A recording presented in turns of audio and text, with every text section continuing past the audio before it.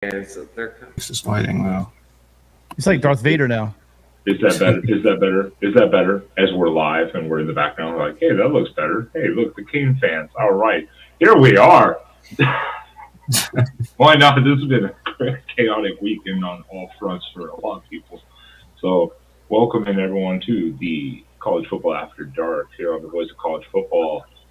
And week two did not disappoint in a multitude of ways, from upsets to just shocking games to some final totals. And we have a lot to get into. But if you're new here, make sure one, hit that like button, hit the subscribe, check out all the other channels and conference channels that Mark has here in the network, including the Oregon channel, the SC channel, Clemson, Big Ten channel, SEC channel, and just and the Notre Dame channel. Oh, and the Notre Dame channel. I apologize, Let's get the Will. SEC channel and the Big 12 channel to 1,000 subs each. Oh, there we go. There we go. It just helps build the network as a whole. So definitely check everything out. You will find something about your team here all the time. Hi, Will's roommate. What's up, Will roommate? Also, if you like college football content and some of the best info in all college football, go to patreon.com/MarkRogersTV. There we go. Look at that promotion. Well, thinking of that, how are you guys doing tonight? The normal panel here, we have Jackson Johnson, Alabama, Tim Prangle, USC, Mike Fort, Michigan, Will MD, Notre Dame, and of course the Clemson man, Jordan himself. And I'm just Ben, the Duck fan. I mean, that's just I'm doing Hey, okay. Ben, How are you guys doing? Yeah, how are you guys doing? We're doing great. How are you? I survived the longest week from a football fan perspective that I've had in quite some time. So doing pretty well. Doing pretty well, all things considered. Can't complain with that. I know Mike had a decent weekend. Nothing to complain about too much. I don't think. Nope. Will has survived another week, so that's a plus. Yeah, we had a nice, pretty comfortable win at the end. A little nervous before the delay, but we got a nice run there to break the game open, and then I just don't get why people say Notre Dame would be scared to join the ACC because they clearly dominate the ACC. Yeah. Well, yeah. I mean, we like our independent schedule, so Exactly. I mean, I don't blame you, man. we're chilling right now until our hand is forced. Well, I know Tim definitely over here. USC had a very comfortable weekend, taking on their arch rival, the Tree.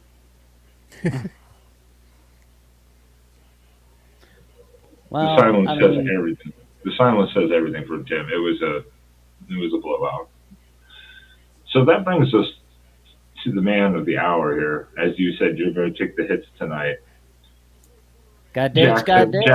Jackson, you have to answer the first question. All right. Is Texas back, or does Bama just have some problems? Because what's going on? I think it could be a little bit of both because, I mean, I'm not liking where the quarterback game is going thus far. And we're undisciplined as hell, obviously.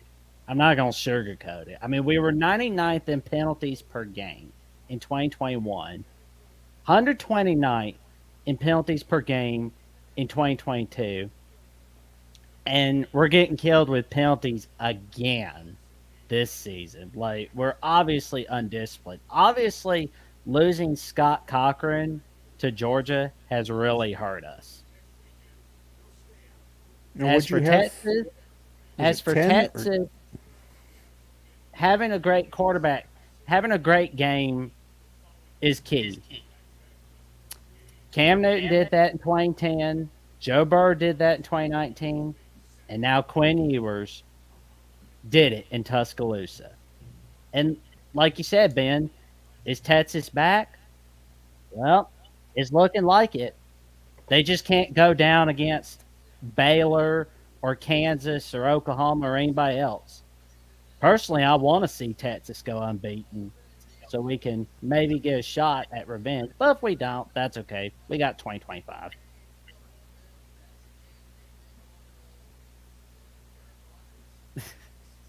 The Big 12 is soft as baby. You know what? Texas has the talent to out talent everybody. They're gonna have a great season.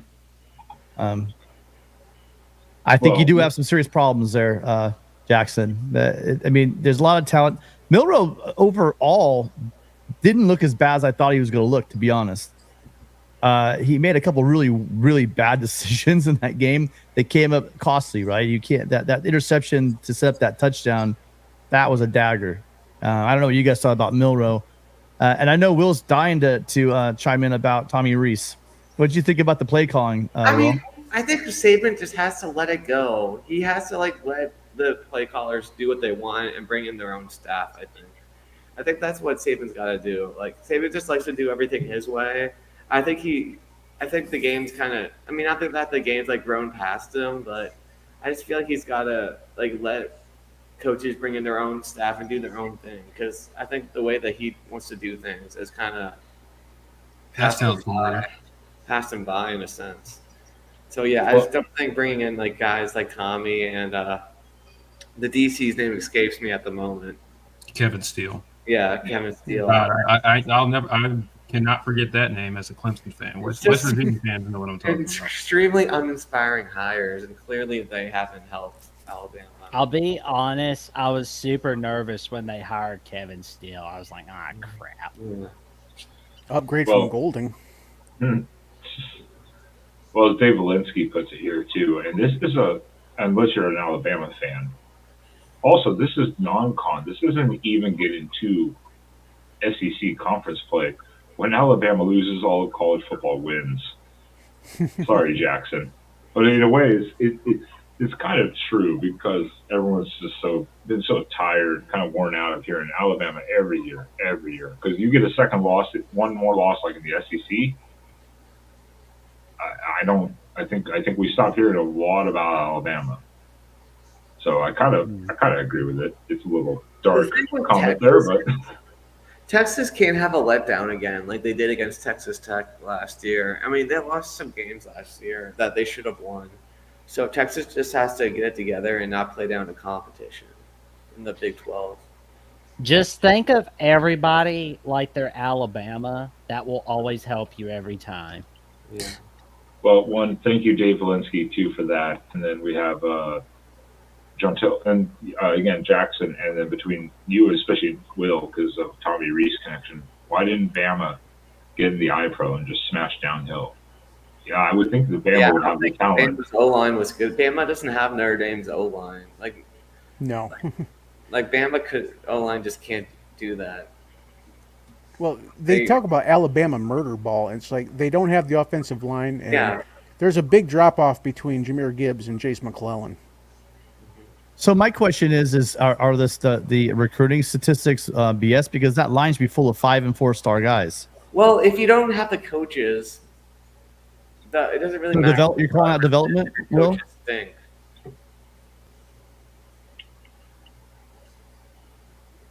Yeah, I mean their coaches. Clearly their O-line coach isn't as good as. He's no Sharon Moore. He's no Harry Houston. He's no whoever Oklahoma's guy is. That's really good too. Like, That guy's overrated. okay. No, here's the thing. I actually got into it with some Oklahoma fans. How many guys? Earlier years ago in his career, he had some guys drafted, but he's had like one guy drafted in the first round, and I don't know how many years now. I mean, some of that shine's got to wear off at some point. So we'll hold the horse on that one.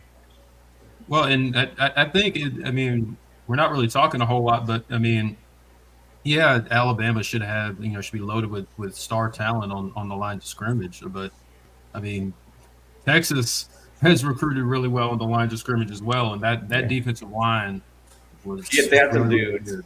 Oh yeah. They have some dudes. That Texas D line is legit. So, they're just and they're big. They're not like the small athletic speed rushers. They're going to plug up gaps. They're going to stop the run. That's what they did really well. I think that was kind of the difference. So I don't know, even if Alabama decided to just try to line it up and play smash mouth, I don't know if they were going to get consistent yardage like that. Because Texas has an elite defensive line this year. They're loaded on that at that position group. Sam said in the comment section on the live chat, I'm still nervous about how Texas will perform the rest of the season. I can understand that because that's fair. 2016 they had that big win over Notre Dame, and then they kind of fell apart That afterwards. wasn't a good That was the worst Notre Dame team since 07. Yeah. So that wasn't. That's not saying much. Yeah, Well, I think that team won 4 games. Yeah, 4-8. Yeah, I think you have to look at it like last year. Texas had issues, but they played Alabama tough. This year, this was like their, almost as you say, like a Super Bowl for them. They went in, they did the thing. Now you have to see what they do the rest of the season. So the question, though, is Texas back? Well, this also kind of answers the question is, what if, Ewers was healthy? What if Hudson Card, had 2 legs? Because, last year it was a 1-point game and Texas had no quarterbacks. They were on the 3rd string. So I think this kind of answers the question that they definitely would have won last year if they had Ewers and even if they had Card.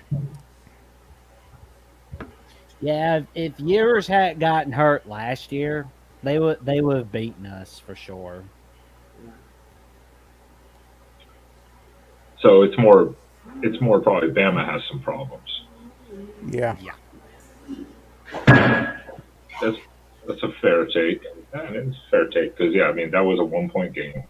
That was like that was a nail biter. Oh yeah. And hey, Womansky, we appreciate you being here as always. Longevity is hard to achieve in coaching, character, and legacy. Congrats to Kirk Ferentz on his 200th win Saturday. Recognized with legends Nick Saban and Dabo Swinney, who only slightly wins. That was a big win against their rival Iowa State. Yeah. Coaching it's about longevity. I mean, it's not about longevity in the sense it's about winning. And the fact that he's been there that long is impressive. He hasn't won like necessarily the big games, but he pulls out those really good teams here and there. And I mean, things are looking up for the Hawkeyes, man. I mean, 24 points game 1, 20 points game 2. I mean, it's looking good, man. Brian might not be coming back. Oh my God. Yeah, I was like, so he's already under his contract obligation of 24 points per game. That's what you're saying. He's already under that. So he's not off to a good start. Jeez. But it's a rivalry game, Rivalry games, weird things really, really do happen. And it was in Ames. Oh, okay. Yeah, that even makes more of a difference. Well, Nancy, we appreciate you. And then really quickly, we gotta give a shout out to our guy DeAndre here. DeAndre. Football Punk. Hey guys. Hey DeAndre. Hey, DeAndre. What's up, DeAndre? Hey. You enjoy week 2, man? My Clemson brethren. We appreciate you always being here and giving some of those shout outs through the super chat. And to anyone, of course, if you want to especially get a question answered or a commentary, drop a super chat. That helps a lot. One, for the channel in general, but also highlights your stuff for us to see during the robust chat session.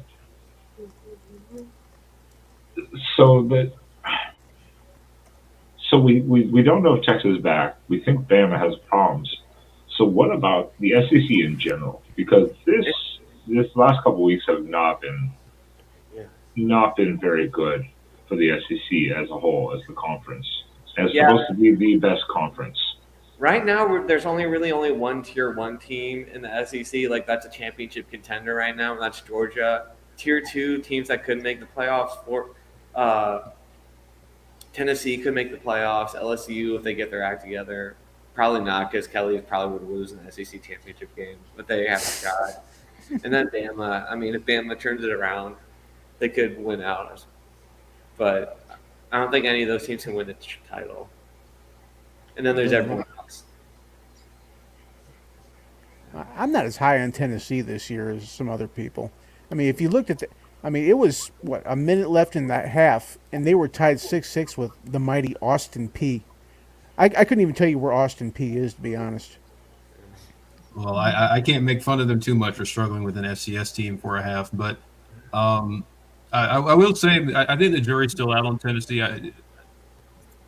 I know Tennessee fans thought there was going to be some a pretty easy transition from Hendon Hooker to Joe Milton, and that offense was just going to roll. Cedric Tillman and Jalen Hyatt are gone. But they were like, well, the system, Josh Heupel has had a top 10 offense every year of his head coaching career. So it was just going to keep on rolling. But it's clear they're still missing some pieces. I think the defense has improved, but Joe Milton doesn't have the consistency, at least up to this point, and the accuracy and poise that Hendon Hooker seemed to have last year. And the offense just is it has moments where it sputters. And it doesn't mean that can't change and they can't fix it, because Joe Milton's really talented and he can get better. But the offense still seems kind of hit or miss. It's like if they're not hitting those explosive plays, they're going to sputter and they're going to need more consistency moving forward. But I think the jury's still out on Tennessee. The defense hasn't really improved much from last year. Well, we'll definitely know more about Tennessee next Saturday against Florida. If they beat Florida, Tennessee's going to beat them by 3 touchdowns. Yeah, they should beat Florida. They should score 60 sure? on Florida. Are we sure? Yes. I'm pretty sure. I don't feel confident saying that. I know, Florida, they look terrible against Utah, but it's in the swamp. Florida historically has done really well against Tennessee in the swamp. I don't think Tennessee has won there since like 2003. 2000, 2000. Well, it looks like they're going to break that streak. Yeah, it's possible. We didn't have YouTube. Bama just had a We didn't million have streaks YouTube. broken, yesterday. So who knows? But that's still a tough place to play. That's going to be, Florida fans are going to show up. And if Tennessee has those offensive miscues, and they had some busts defensively at times yesterday too, that could be a game. That could definitely. Well, I mean, bottom line is it's hard to judge a lot of these teams with who they're playing these first couple weeks. I mean, it's just tough to say. Well, I know that Florida played Utah, and Utah had no quarterbacks. More than that, they had their third string quarterback. They were missing their probably all conference tight end, and they were missing a couple of guys on defense. And they still had their center. They were also So I mean, that was a shell of a team.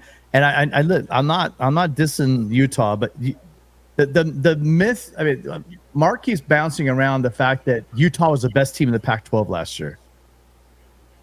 Just because they beat USC twice doesn't mean they're the best team in the conference. There were other teams like Washington and Oregon. And by the way, USC was up 17-3 in that game when Caleb got hurt.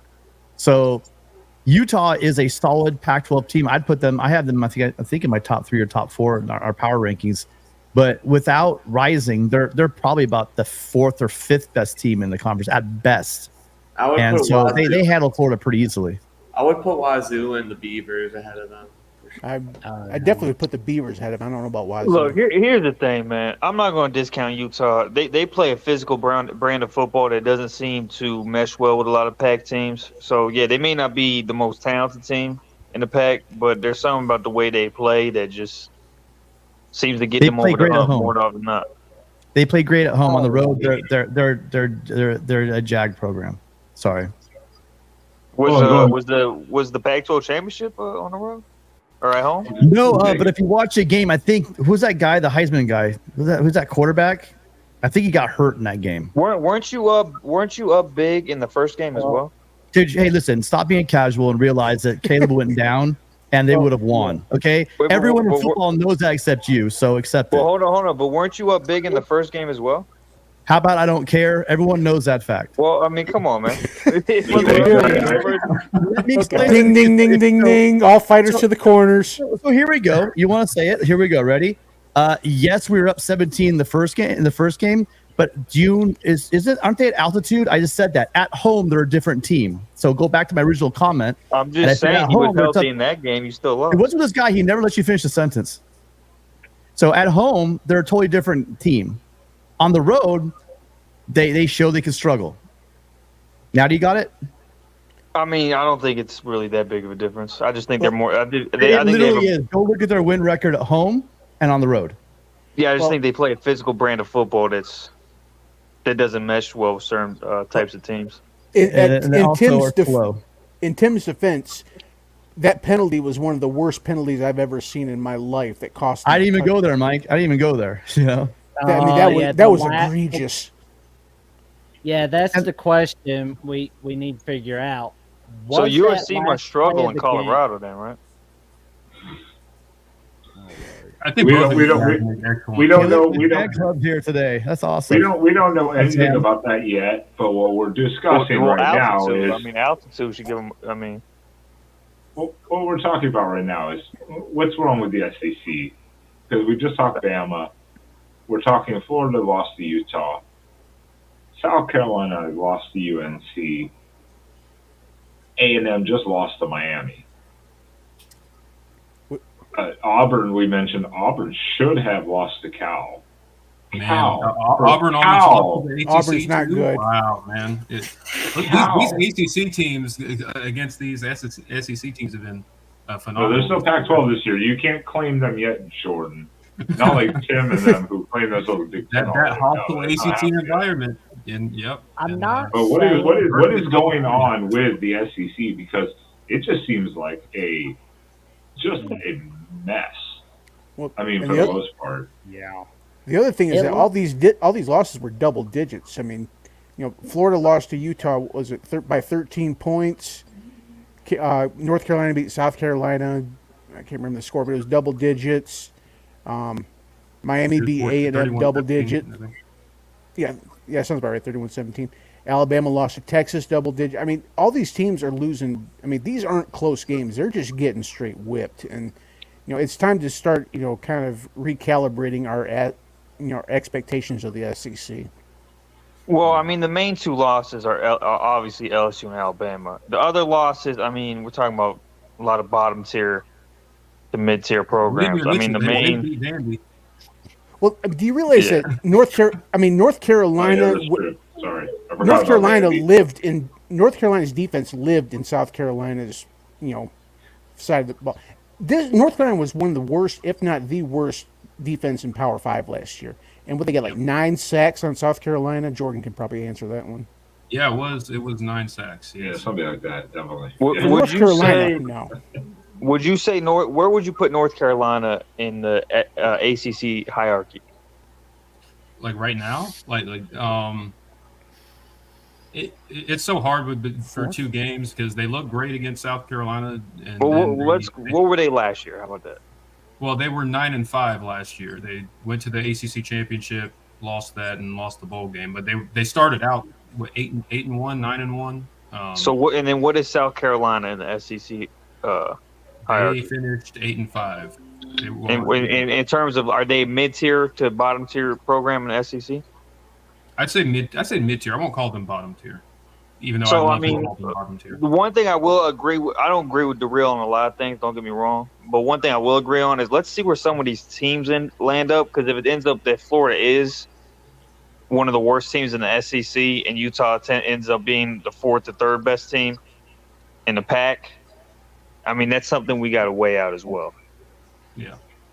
Well, and I'll be honest, maybe it could be like the second week of the 2014 season where the Big Ten had a disastrous week in week 2, and then it turned out to be a blessing in disguise. Now, I'm not saying the SEC is going to have that this season, but I'm seeing somewhat of similarities between that.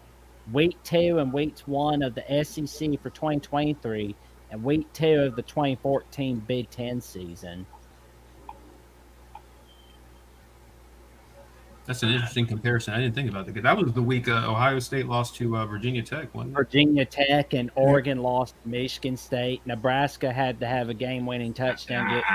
2014, we beat Michigan State. Yeah, he flipped it, but yeah. Yeah, we're Michigan talking about the State. Big Ten. The Big Ten Yeah, Michigan bad State week, lost to Oregon. Yeah, sorry, I got mixed up. No, you're good. After a while, these years run together. Yeah. Well, time flies by fast when you're having fun. Or is this potential?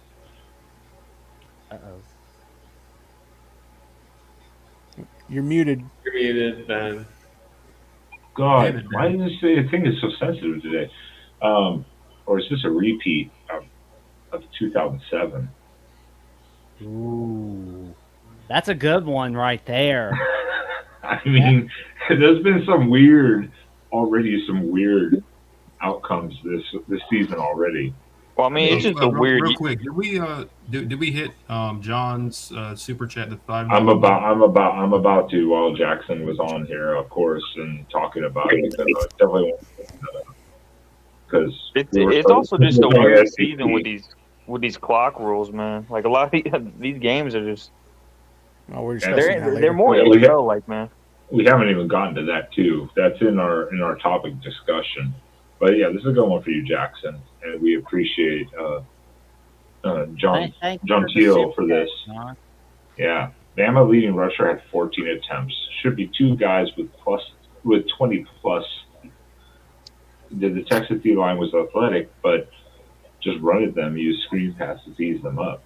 Yeah, so I mean, because Tommy Reese is supposed to be he likes to run the ball. Yeah. So And you know what? We want to know a crazy stat? I found this out today. Alabama doesn't have a single player over 100 rushing yards on the season through 2 games. That's insane.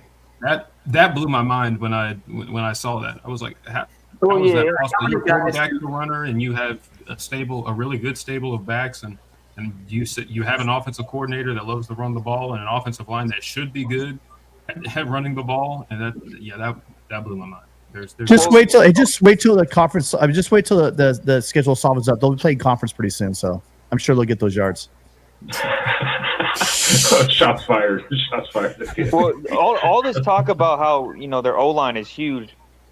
People gotta realize size isn't always a good thing. Like you could be big, but not a good big. You know what I'm saying?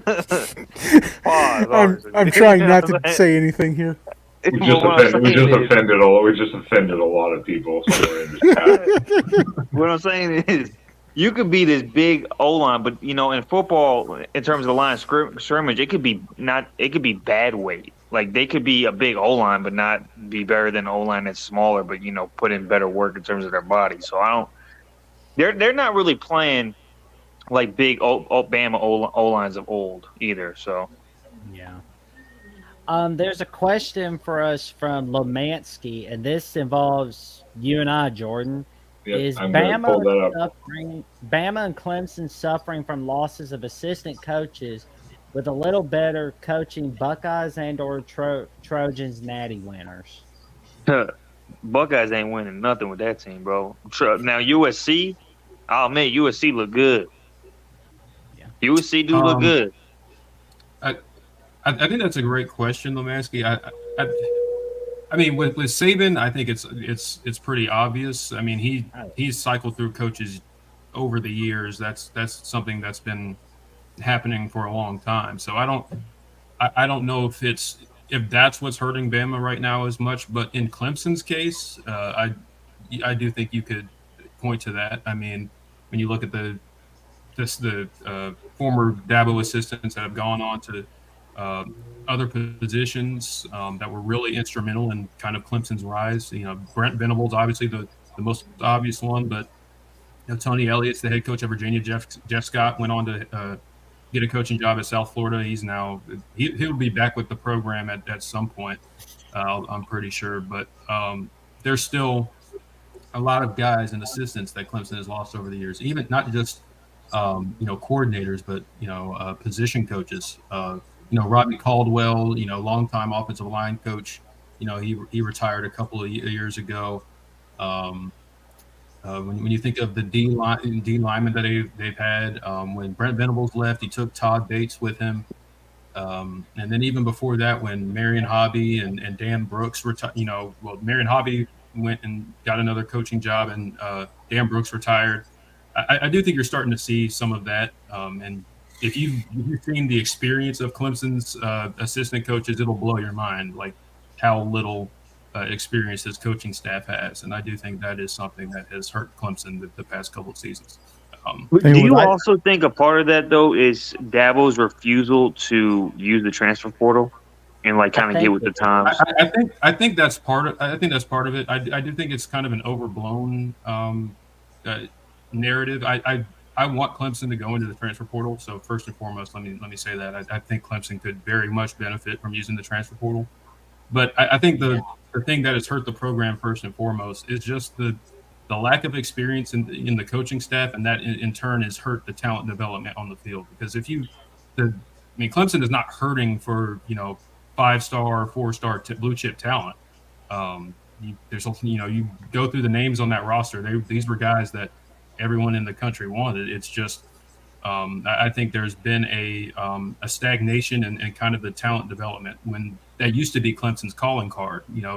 From 20, in early, even before the playoff runs, Clemson was really good at finding not just developing the blue chip talent they got, but really developing some of the lower rated players that they got, and that just hasn't been. Yeah, I remember that Clemson bowl game versus Ohio State back in the day. Yeah, I mean, good times, but yeah, Clemson doesn't look like that kind of team anymore, and I think there's still there's growing pains from the coaching staff, and that's bled into quarterback play and especially the offense. So while they continue to recruit well, they're not really getting the results that they used to out of the guys that they get. Which I have a question too, and this is not a dig at Clemson. I'm wondering, so is it just because of success all the assistants or position coaches leave, or is it because of lack of commitment from the university? Because you look at like Oregon before the end of the Helfrich era, a lot of those coaches have been there for like 30 years. Yeah. Like they just love the place. They love being there. They love to do, and that was during some of the most successful times for Oregon. So it's like, so why couldn't Clemson paying the coaches? It's kind of a. Trust me, paying the coaches has not been a problem at Clemson. Clemson has consistently been tops in the country in staff payroll. There's a reason Brent Venables stayed as long as he did. It's not about paying. Clemson had a lot of guys that stayed for a very, very long time, and they eventually got opportunities elsewhere. You're not going to beat You're not going to beat. Wasn't Brent Venables getting paid like $2 million a year or something? Yeah, something like that? He was the highest paid coordinator in college football for the longest time. And Tony Elliott and Jeff Scott weren't far behind him when they were here. So it was the money commitment from the university. That's not a problem. Clemson is one of the biggest spenders in college football. They invest in the program. So it does maybe go back to Dabo's lack of letting those coaches go out and get players. Maybe. Well, I think it's I think it's a little more complicated than that, but yeah, I'm not even looking at it from the transfer portal angle, but I do think that's something that needs to be reevaluated in the offseason, and especially with this season, I think Clemson's going to be losing a good bit, especially on defense. There's a lot of guys that came back to use to play another year, so then they're going to lose a lot of pieces on that defense. So I could definitely see them going out and getting a couple of pieces here and there. You'll never see Clemson go out and take like 10, 11 transfers. That's just not what they're going to do. But I do think that this season and the not even just this season, but the past couple of seasons have been hopefully a wake-up call and something that Clemson, they look at the transfer portal as a more viable option in the future. But at the end of the day, I don't know, and Dabo is a wild card, so we'll see. Yeah, I just on that. I'm seeing when I'm watching Clemson games. I'm seeing a lack of playmakers on offense. Please tell me I'm wrong, Jordan, but I don't mean they don't have any. I'm just saying from the teams I remember, the explosive offenses you guys used to have, I'm just not seeing that anymore. Am I off base? Am I being unfair? Oh, you're not off base. I mean, I think I think Clemson's been just fine at running back, obviously. Yeah, agree. But wide receiver has just been an underwhelming position since 20. Well, I mean, you kind of saw the last bit of it of the really good players at the end of 2020. when Amari Rogers, Cornell Powell, when those guys went off to the league, it was, 2021 was Clemson's worst offensive season in 15 years. And the wide receiver play just really has been a really inconsistent part of the program for the better part of 2.5 years. So, again, there's not a lack of talent, I wouldn't say, in that room. I don't think they have the high end. They don't really have the high end like 5-star types that they used to get, but a lot of blue chip, talent at receiver. I mean, Bo Collins was a top 50 kid. Antonio Williams, top 100, top 150. And a lot, you can go down the list. Adam Randall. These were guys that were pretty highly recruited, but you just haven't seen the production consistently on the field. And well, Jordan, do you think that's more of a problem with QB development too? Like, I feel like the QB development since Trevor Lawrence has just been kind of underwhelming. Well, yeah, I mean, I'd say so. It's kind of hard to say, like, well, it's because since Trevor Lawrence, we're only one quarterback removed from Trevor Lawrence. But it was Trevor Lawrence and then DJ, and now Cade. But yeah, I do think that the quarterback development has been an issue, and it's kind of hard to. It's kind of a chicken and the egg situation because it's like the offense around the quarterback has taken a dip, and that hurts the quarterback play. But also the quarterback isn't being developed the way that it should, and that hurts the offense. So it's kind of like which thing, they both feed into each other, but it's kind of hard to determine what the progenitor of all the issues are. And I don't think there's one. I think it's a complicated mix of both things. And that's why Clemson went out and got Garrett Riley, hopefully fixed it. From a schematic standpoint, fix a lot of the issues. But as we saw Monday night, it didn't fix everything. And when you that game was weird, man. I turned to it. It was like 21-17, and then I looked later. It was like 66 to. I was like, "What the heck? What happened?" Stop turning the ball over. I mean, that's really what it was. I mean, it was a really strange first half because I'm watching it because the box score when Charleston Southern had 14 points, they had 0 yards of offense. They had 0 yards of offense. They finished with 74 yards of offense. Like, the defense played pretty much lights out, and Clemson goes right down the field in their second drive, and they turn the ball over. It gets returned to the 1-yard line. They score a touchdown, and then the next drive, Clemson goes right into Charleston Southern territory again, and Cade throws an awful interception that they take back for 6, and all of a sudden you're down 14-7, and you've outgained them like 180 yards to nothing. Like, it's the mistakes that you saw on Monday night against Duke that they made again in that first half. And then to credit to the team, in the second half, they settled down, and Cade played well, and he settled in, made the right reads, and they did what they were supposed to do. So hopefully the team builds on that second half and not. Well, I'll tell you what, you're going to be able to get some redemption real quick when you play Florida State. Yeah. I mean, that game is a lot more daunting, knowing what this team is capable of. Seeing what Florida State did to LSU, but also seeing what this Clemson team is capable of, and like completely imploding on itself. So that could be a really awful home blowout, or it could be a really good game.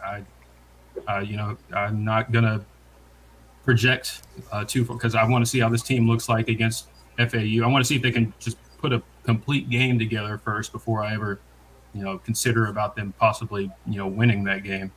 But again, this is a young team. You have a young quarterback. It's clear that he needs reps, and you got to give him as many as possible.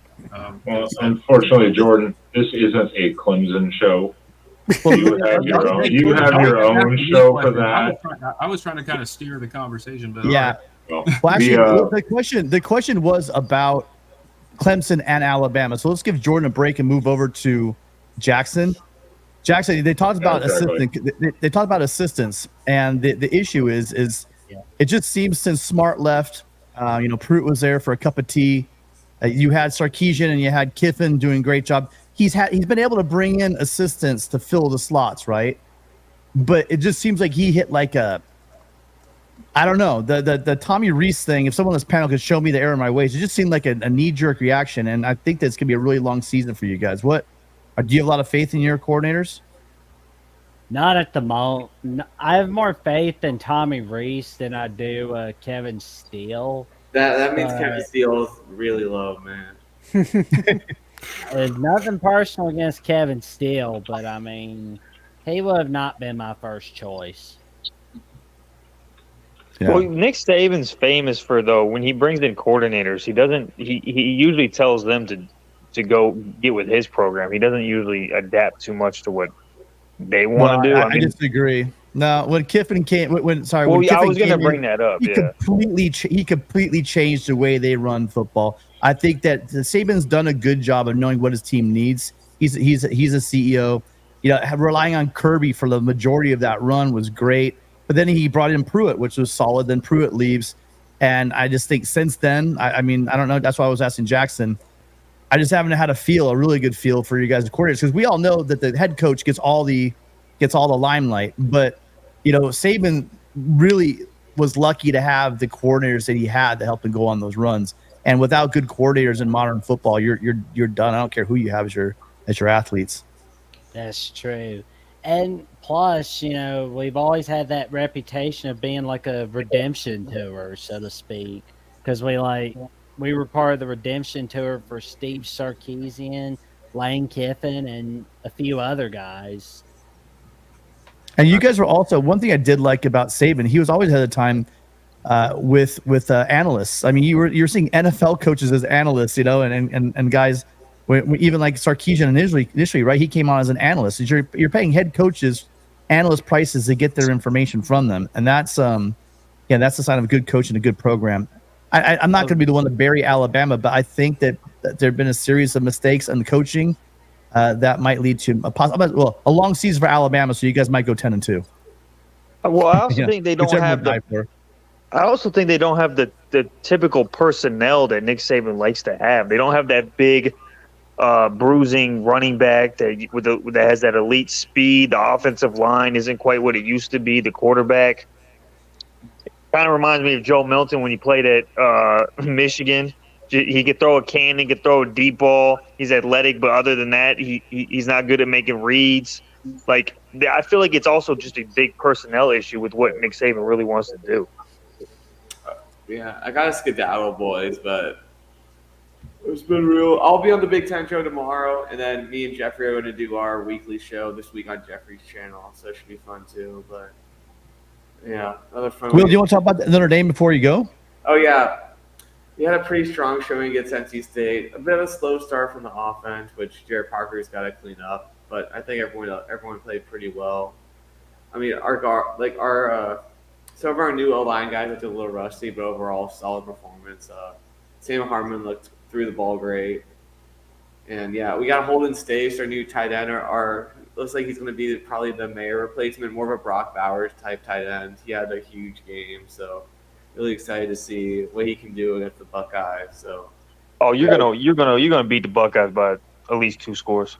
Yeah, let's slow up some. Well, no, I 100% believe that, bro.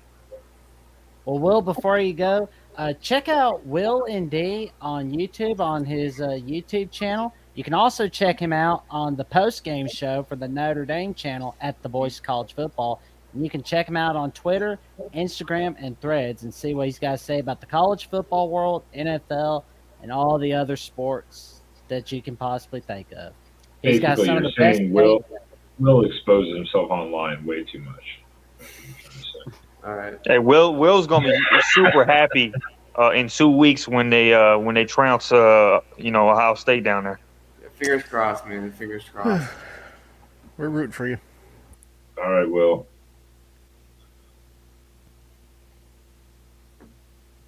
So Jackson, Jackson, your thoughts. Is it a lack of coaching hire, good potential evaluation, or development? I mean, what do you feel at this moment? Well, it's like Tim said, we're not as the coaching staff is not as good as years before. But I do think Tommy Reese is pretty good. But Kevin Steele, I got some questions about. Is Saban just that hard to work with? Because it seems like the quality of coaches it keeps getting down. Is it that nobody wants to work with him anymore? The whole I thing don't with think Andy it's that. Ludwig, the think Andy that- Ludwig thing was I don't really think weird. that's true. I don't think that's true, honestly. But I do think we'll He's have to kind of wait like and Bill see. Belichick in that aspect. I'm not so sure that's like Bill Belichick after the Brady era, but I guess No, I we mean will in terms wait. of like assistant coaches, like how they are. All, Oh, there's yeah, always yeah. different. Yeah. Yeah, because I mean, we've Well, had some hold on. great. Let me jump in. Jackson, can I jump in? Here's the thing with assistant coaches. They get head coaching positions.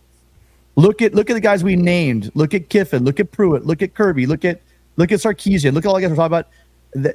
His problem is not these coordinators are leaving because they don't like him. You come into Alabama, you come into a great situation working for the most successful head coach of all time, and then you get to put that on your resume and move on to a head coaching position.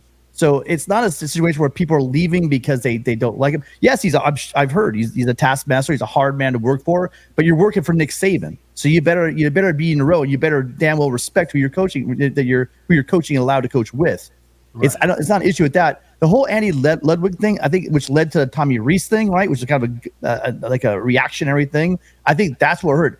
Ludwig, I don't think was going anywhere. I think he just wanted to get a bumper race probably over at Utah. Andy Ludwig's a stud. If Alabama landed him, I think you'd be talking about a whole different situation there. I'm just not a big Tommy Rees guy. He could prove me wrong, but that's the issue that I'm looking at as far as Alabama's concerned. They just don't have the personnel, bro. They had look at the team they had last year, right? That team probably should have lost to Texas. If Quinn Ewers is still there, they probably should have lost that game. Now you take off a Heisman winner, no Will Anderson. The receivers haven't been upgraded. I mean, have you it's seen really the not recruiting surprising. classes? But do you see the recruiting classes they bring in every year? They have a top one or two recruiting class every single year. I'm not sure why they don't have the personnel. Yeah, I know, but you should expect a drop off, is what I'm saying. You go from a Heisman winning quarterback to a dude that, let's be honest, didn't really show any great flashes when he played last year. Didn't show he could throw the ball. He's going to become your starter, so that's a downgrade. You don't. So yeah, you lost a Heisman Trophy quarterback. Of course, your offense is going to take a step back. You don't have those NFL prototype Heisman type, Henry type running back. Yeah, you don't have that. But it's not like they got a bunch of scrubs back there. So if you have to ask me, this is all on coaching and development. Period. They got players. No, I agree. And discipline. It looks like they're going to have the same penalty problem as they've been having the last couple of years. Good point, Mike. And maybe Nick Saban's just getting up in age, man. Yeah, to Mike Fort's point about the penalty game, we were 99th in the nation in 2021 in penalties per game. Last season, we were 129th in the nation. And last night, we had 10 penalties from last night against Texas. I know it's different eras. I know I'm bringing USC into the conversation, but USC was the most penalized team in the country, all the time. So definitely in the Pac-12. I don't know what it is. Maybe they try to balance out. I don't know. I don't know what goes on, but also maybe it's effort plays. Who knows what it is? But if you're good enough, you can get away with those penalties. I agree. Last year with 15 against Texas, that's tough to overcome. And then this game, I'd heard there were 10 penalties for how many yards though? Were they a bunch of procedure penalties, or were they like? No, there's a lot of PI. A lot of but it was blatant PI. There was some blatant PI that they were committing. Point is, So it added up. I just, you guys, what people, it's a theme, and someone talked about in the chat a little while ago. We talked about it on Mark's channel. I've been talking about it for a year and a half now. The real thinks I'm insane, but I'm telling you, the landscape of football is absolutely changing. Absolutely, there's no way to deny it. We're starting to hear FSU and Miami again, you guys. You know what I mean? I guess it's one game, once early in the season, but their NIL is helping both those programs to get back to where they need to be. And when Florida and Miami and Florida State start keeping guys at home in Florida, that's going to change the landscape of football. When USC, UCLA, and some of some Western schools start keeping some guys on the West Coast, that's going to change the landscape of football. Sorry, those Oregon guys too. Sorry, Ben. So so when that starts happening, you got Oregon, Washington, USC, and UCLA going to the Big Ten. That NIL, those names, and that conference is going to change the landscape of football. Florida and Florida State and Miami, it's going to change the landscape. So the Georgias and the Ohio States and the Alabamas, not really LSU as much, but those schools that are coming down, not as much Georgia as well, sorry. But the guys they're waiting and needing the players coming in from California and Florida. It's gonna hit them hard at some point. You guys, what do you guys think about that? Think I'm crazy? No one's also talking about this though. Who's the quarterback for Florida State?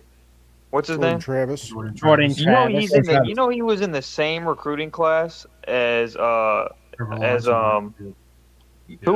the Clemson QB the last Trevor Lawrence and Justin Fields. He was in the same recruiting class as Trevor Lawrence. That 2020 year is still a factor right now. You have a lot of players that were in recruiting classes from 2018 that are still playing on teams today, and that's causing this gap to be shorter as well. I think that's going to readjust soon. It's it's just that, but it's also, I mean, you want to talk about like even unknown 2-3 stars, Mariota, Herbert in college football in the NFL now, whatever. That I think what Alabama has suffered from is they can get all the 4 and 5 stars they want, and maybe the evaluation of those players have gone down so much that you take a bunch of guys and they're not really what you wanted. You're just like, they're really good. So it could be a coaching evaluation, which comes down to the coaches. Like I said, maybe a slip in coaching. It's hard. There's a lot that goes into this. I mean, beyond, I think, all of our heads in the way that they look at, evaluate, and talk to these players. And I don't think it's as much as in terms of talent acquisition. Not the same teams are typically ranked where they've always been. There's other factors that are affecting this: the transfer portal and that extra year that these players have. There's players that have been making large impacts on these teams that are veteran players that are getting an extra year that they wouldn't have got under normal circumstances. So I think those two factors combined are causing a shorter gap. Well, there's also a scouting issue too, because there's been a lot more 4 and even 5-star guys that have completely flamed out and don't end up even getting drafted. And I'm seeing this a lot more lately than I have in the past. And there's a bunch of things that go to that. And unfortunately, we gotta take a look at some of these super chats because I don't want to get these guys keep these guys waiting here. So Dave Belinsky said, like we were talking about what's wrong with the SEC. I think a lot of conferences are slowly catching up with the SEC. I want to say that we thought that also in 2014 when Ohio State, took down Alabama. We were like, the SEC kind of losing grip, but then we've kind of seen what happened over the next multiple years. So I don't know if it's all the conferences or if it's just individual teams. Maybe. I think it's more individual teams, so to speak. Yeah. Well, let's see that these players filter out that had that extra year, and then we go back to what it normally was, and I think you're going to see that gap go kind of back to where it was. Now the transfer portal is still going to help with that, but I think that again is a huge factor. We're also dealing with just the one championship team does not a conference make. I mean, the years that Clemson won the national championship, do you think the ACC was the best conference? I'd argue 2016 they were, but if you look at the numbers, but 2018 definitely not. No. I have a hard time because I have the utmost respect for all of the people on this panel. You guys all know football. There is a clear reason why the SEC's lead in all of this is going down. It's the fact that now everyone's alumni are throwing cash and lots of it. And I don't mean just the $100 handshakes. That's been done for forever in everyone's program. If you've ever won a national championship, your team has played players. Stop being stupid. Don't pretend like it didn't happen. But I mean paying people lots of money. Straight. Okay, anyway, lots of money. lots of money to people, and ask Howard about that. Anyway, so there's a lot of money that's given to people at schools, and now it's all legal. And with the transfer portal, the second part of that, you can't stack. Let's see, if you're at Georgia, you can't have 6 or 7 Bear Alexanders playing behind people. They want playing time. They're going to leave. It's just simple how football is run now. So between the fact you can't stack positions anymore, and you can't hold them to their say, we got to sit out if you leave, and the fact that everyone now has woken up and they have their collectives and they're paying players to come, guys. It's a fact. That's leveled everything out. Nah, Michigan don't play like that, man. We Please straight, tell man. me. I thought you were being sarcastic. You're actually being serious? Well, hold on. Wait, hold on. You know, Are you being Xavier, serious right now? Hold on. You know Xavier Worthy? No, just stop. Are you being serious right now? You don't think that Michigan's is paying players? Well, we don't pay under the table. If you insinuate under the table, yeah, we don't do that. Oh my goodness. Hey, you know what? USC has paid players under the table. I'm okay saying we know that. Yeah, we know Mike that. is dying over here. Mike is dying over here. Here's like the difference, an buddy. embarrassment. You literally can sit to the straight face and tell me that Michigan's not paying players Well, I'll give you a perfect example. You know Xavier Worthy, the wide receiver on Texas? at Texas. Yeah, you know he had to leave. He was going to go to Michigan. Or you know the only reason he didn't stay at Michigan? He couldn't meet he couldn't meet the admission standards. There's examples like that make me believe that if Michigan really was going to go to the lengths of under the table payment, I think they let a kid go and slide past admissions if they were really doing that. So Well, that has when you nothing let to do talent with. like that that has slip nothing to away do with. because of It has admissions- nothing to do with payments. That's like the university said, no, I'm sorry, you're inadmissible. Yeah, but It- I it's- mean, plenty of schools let that slide, man. Let's Pretty be real. crazy that anyone up here that knows how football, the dirty side of college football, can sit up here and try to pretend like your players have never been paid. Yeah, man. Look, we a high institution, man. We don't do that, man. Oh, okay. Stop, please. Please stop. Mike needs Please a whole stop. minute. Your comments. I mean, at least with it, I mean, if it happens in football, I mean, but I can name names in basketball. I'm not even talking about the Fab Five. No, but not in We have- football. But not in football. That's why I said earlier about Howard. Not in football, though. It's only in basketball. That's what they're trying to tell us. Some Wolverines are trying to tell us. Come on, man. Look, it happens. It doesn't mean you have a dirty program. You're not in charge of everybody in your program. But it happens. Well, I believe if Michigan was doing that, we would have a top 3 recruiting class every year. I mean, there's more evidence to say that we don't do that than that we do. Michigan is a cleaner program, but if you want to come up here and think that we're lily white, we're not. And Well, I'm saying if you look, Michigan has arguably more money than almost any other program. If we really wanted to have a top 3 recruiting class every year, we would just pay players. And I think there's evidence to the contrary that we don't. If you look at the way we recruit, that's what I'm saying. We've fallen a little bit behind on the NIL because we keep wanting this reputation and this aura of us being an That's what academic I'm saying, school. though. If we were really paying people under the table, we wouldn't have to rely on NIL. We would be paying people under the table. But if you look at how we recruit, it suggests that we don't do that. I'm using actual evidence. Tim's just saying that we do that because that's what teams do. Am I naming names? No, I'm not. Am I saying this guy got paid? No, I'm not. But do you know football players that played at Michigan? Go talk to a couple.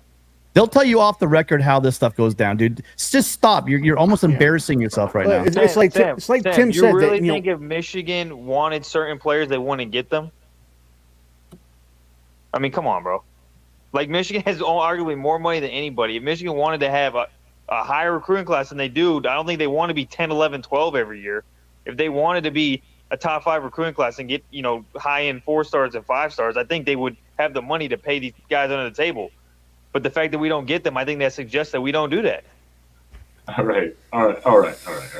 It's shocking to me that we are only into the second segment of up to 7 topics tonight so far already. So let me touch these super chats. As you guys are going off. Rashawn Gary should have been a Clemson Tiger. I know he got paid. paid. Again, Dave Valinsky, we appreciate the super chat. So I don't know if that answered any of your question or your thought there of it. I think it's year to year. I really do, but I think the landscape. I think we all agree the landscape is changing in college football, one way or the other, and I think we have to see how this works out. Um, Slap happy. Thank you for the super sticker. We appreciate that. I mean, it definitely helps the channel out. And we're getting to some other ones here. We're a little backed up now. We've gotten to a heated conversation there. So John Teal, yes. Dabo is anti-NIL. Good luck with that, Jordan. I'm going to give you 30 seconds to dispute this claim or agree with it. There's not much to dispute. It's not true. That's been a narrative that's been pushed. Clemson is not Dabo is not anti-NIL. Clemson is not anti-NIL. They have two collectives. Their players, trust me, I know very much about the numbers that Clemson's football players are making. They're being taken care of. There's no NIL problem at Clemson. That people talk about that out of context quote from like 2014 where Dabo said he'd quit if players started getting paid. One, he wasn't talking about NIL, and you need to go watch that snippet and actually watch the full context of the question that he was being asked. But that's not his stance, and he's clarified his stance over and over and over again. He's not anti-NIL. Clemson is not anti-NIL. That's about it. All right, your time is officially up, Jordan, and your Clemson rants. When Nick here, playoff: Georgia, Michigan, FSU, PSU. Thoughts? I like the first two. Of course you do. I mean, I'm not even saying my preseason because two of the other four are kind of falling to the wayside. But, I mean, Georgia and Michigan are still intact. I mean, Well, at least we have different teams in there. I will say that. At least we have a couple different teams in there. Yeah. Let's see. Well, that fourth team, the jury's out on that. How is there going to be two Big Ten teams, man? I don't understand people that do that. Well, I mean, Big Ten's been doing pretty well, so. But I mean, just from a standpoint of U.S., I mean, I don't see it. Michigan or Penn State would have to have a loss already, and probably not have won their division. In this specific scenario, so you're going to put a team that didn't win their division over like a USC or a Texas or a lot of chaos would have to happen for that to even be possible. Look at last year, Ohio State. Again, a lot of chaos had to be possible. It just had to be one game. That was it. I mean, Tim can agree to that. It was literally one game. Yeah, but wasn't there a lot of like 2-loss teams that really couldn't? I mean, it was. I don't see that happening again. I mean, like Texas, I'd put them in the playoff right now because I mean, you did something. I agree with you, Jackson. Who's going to beat Texas? Yeah, because I mean, you did something for the first time since 2007, which was be a non-conference team that beats Bama at Bryant-Denny Stadium. That was pretty big in of itself. Yeah, that's what I'm saying. I mean, and like, who's Texas going to lose to? Oklahoma looks decent right now. I mean, but they haven't played anyone really. Well, and I'll be honest. I think that easy schedule that Oklahoma's got for the first 5 weeks, that's going to give them a lot of confidence. Well, let's say they lose to Oklahoma and then they play each other again because it's no divisions. So let's say they play each other again. I mean, if Texas wins that game the second time, they still get in with 1 loss, or vice versa with Oklahoma. I know me and Tim are sitting here thinking, oh, they're just Nick is naturally assuming the Pac-12 is just going to do what it always does and beats itself up. Well, that's usually his argument. They do have 8 teams ranked in the top 25, so anything can happen. Yeah, that's the thought here, which is not absurd to think about because that is what always happens to some degree. I mean, Oh, So man. here's the thing that's about that scenario that's odd is that you're gonna have a one-loss team that's not gonna win their conference. I'm telling you, either Oregon or Utah or USC or Washington, Washington. the Beavers, even. There's so many teams in the Pac-12 that could be a one-loss Pac-12 team to make the assumption that all things being equal, even they do have one loss. Having one loss and being a conference champion, they will get the nod. So really, for Penn State to get in, you're going to need a team to have 2 losses, and that's what happened last year in the Pac-12 to get Ohio State in. Yeah. And you might need Michigan to be unbeaten, so there's that. Well, even From then, this- it's highly unlikely that a team that didn't even win their division is going to make the playoff. In 2011, you had a team that didn't even play for their conference win a national championship. That list Yeah, but doesn't that's make a lot of sense. BCS. They went from they used computer models. I mean, Yeah, I mean, that's a field of 2 compared to at least a field of 4. That's even harder to do.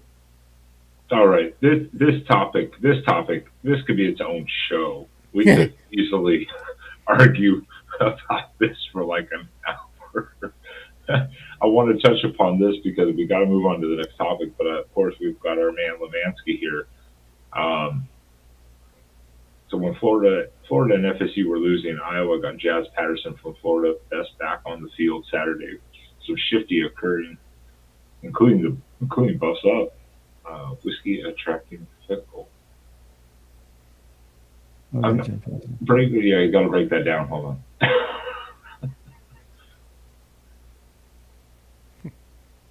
There's a lot you have to unpack in that. Yeah, I was like, hold on, I think this is a character limit thing. Yeah, I was like, I got to break this down. First off, if it was able, but Lomansky would say this has to be like 4 super chats, but it's not because Lomansky already does like hundreds of dollars super chats to Mark every single week. So let's do each one. Let's just take them down one at a time. So when Florida and Florida State were losing, Iowa got Jazz Patterson from Florida.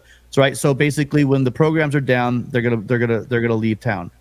Best back in the field Saturday. Shifting occurs, including buffs at whiskey's attractive. So I think you're saying that maybe like the next step is schools like Wisconsin and the Buffaloes, I guess, with Sanders, if I'm reading this right, are going to continue to pull players. But my original point is just the fact of the Florida schools locking down. You know, if you have a strong Florida State in Miami, that's going to grab a lot of these 5-star guys that are going up to Clemson and Ohio State and Georgia and Alabama, right? They're going to stay home. That was my point about leveling the playing field. But I hope I got that right, Lemansky. I was just trying to figure that out. There's a lot in that. That's why I was like, wait, what? I don't in that super chat. I don't think Florida's ever going to get locked down because there are just too many coaches that are, and Harbaugh is definitely one of them, that are just trying to make inroads to IMG Academy down there to just basically try to funnel guys to their own schools. And I don't think Florida State, and Miami really has the pull to just block IMG off and say, okay, you guys can't leave the state. There's I'm sorry. When I say things like lockdown California, lockdown Florida, I don't mean they get everybody. I'm saying they get who they want and the rest go somewhere else. That's what I mean by lockdown. There's no way, even there's so much talent in Florida, there's no way even 3 schools could fill all those roster spots. What I mean is they get a pick of the litter. And of course, there's always gonna be a situation like even Pete Carroll in the early, or there's Kiffin, when Kiffin was lighting it up as far as recruiting. You know, you lose a DeAnthony Thomas up to Oregon. Had nothing to do with anything other than the fact that he just didn't want to play for SC, so he went somewhere else. Those guys are going to go. But what I mean about locking it down, it means 4 out of 5, or 8 out of 9 guys are going to stay in Florida and go to those schools, and then some other ones are going to go out, and eventually the odd top guy will go somewhere else. That's what I mean about locking it down. You can't completely close a border and nobody leaves the state. Oh, I don't know about that. Well, back when Miami was dominant, during the early actually all through the 80s, there was basically a line going through about Orlando, where basically everybody that's worth anything from the state of Florida from Orlando south automatically went to Miami. They did a really good job of basically sealing off the state to everybody else. Well, Ohio State's like that. I mean, all the best players in Ohio typically go to Ohio State. So really, because both our Heisman Trophy winners in the last 30 years I'm came not from talking Ohio. about 30 years ago, my man. I'm talking about recently. Yeah. So we'll take Nick's Yeah. $2. We'll take Nick's salary. Can you get that one up there? Or take his lunch money for this week. Nick says that Tim, what happened to USC's defense? They still stink. The only thing that stinks is your lame takes, man. You're saying that people aren't taking money. I mean, you're really it's kind of getting embarrassing for you. And if you did actually watch the games last night, USC starters gave up 3 points. Oh, but it was Stanford. Yeah, but it was only 3 points. Did I say that we're the 85 Bears or that we're the 21 Bulldogs? No, I didn't say that. But our defense doesn't stink. So catch up with the times, Nick. Anyone else want to add to Nick's brilliance tonight? Well, I'll say this. Let's give USC a couple games. I know it's extremely exciting that you guys finally gave up less than 10 points. I get it. But let's see them, continue it, do it for a couple more games, and then we can comment on it. Hey, can we play some of those Big Ten West teams that you're going to feast on, because that usually helps those non-scoring. Well, We already had Washington. Well, you're we not held Ohio Washington State State. to 23 points last year, so. Yeah. Anyway, the short answer is USC going to be a top 20 defense? Absolutely not. Are they going to be as crap as they were last year? Absolutely not. And with our offense, Nick, we don't need to have a top 20 offense in order to win a hell of a lot of games and possibly make the playoffs. All right. Well, with that, thank you for your super chats and your rebuttals from Tim about the USC defense, which it was Stanford. I mean, at the same time, that's still good for any defense to It do. was 49-3 at halftime. It's still Stanford. I mean, it's Stanford, but it's no matter what, any team, that's good. Sounds like Ohio State versus Michigan State. So we appreciate your super chats. Keep them rolling in. Obviously, it helps the channel, it helps support Mark, helps support everything we're doing here. I guess that would be one, because someone brought up Wisconsin, Washington State.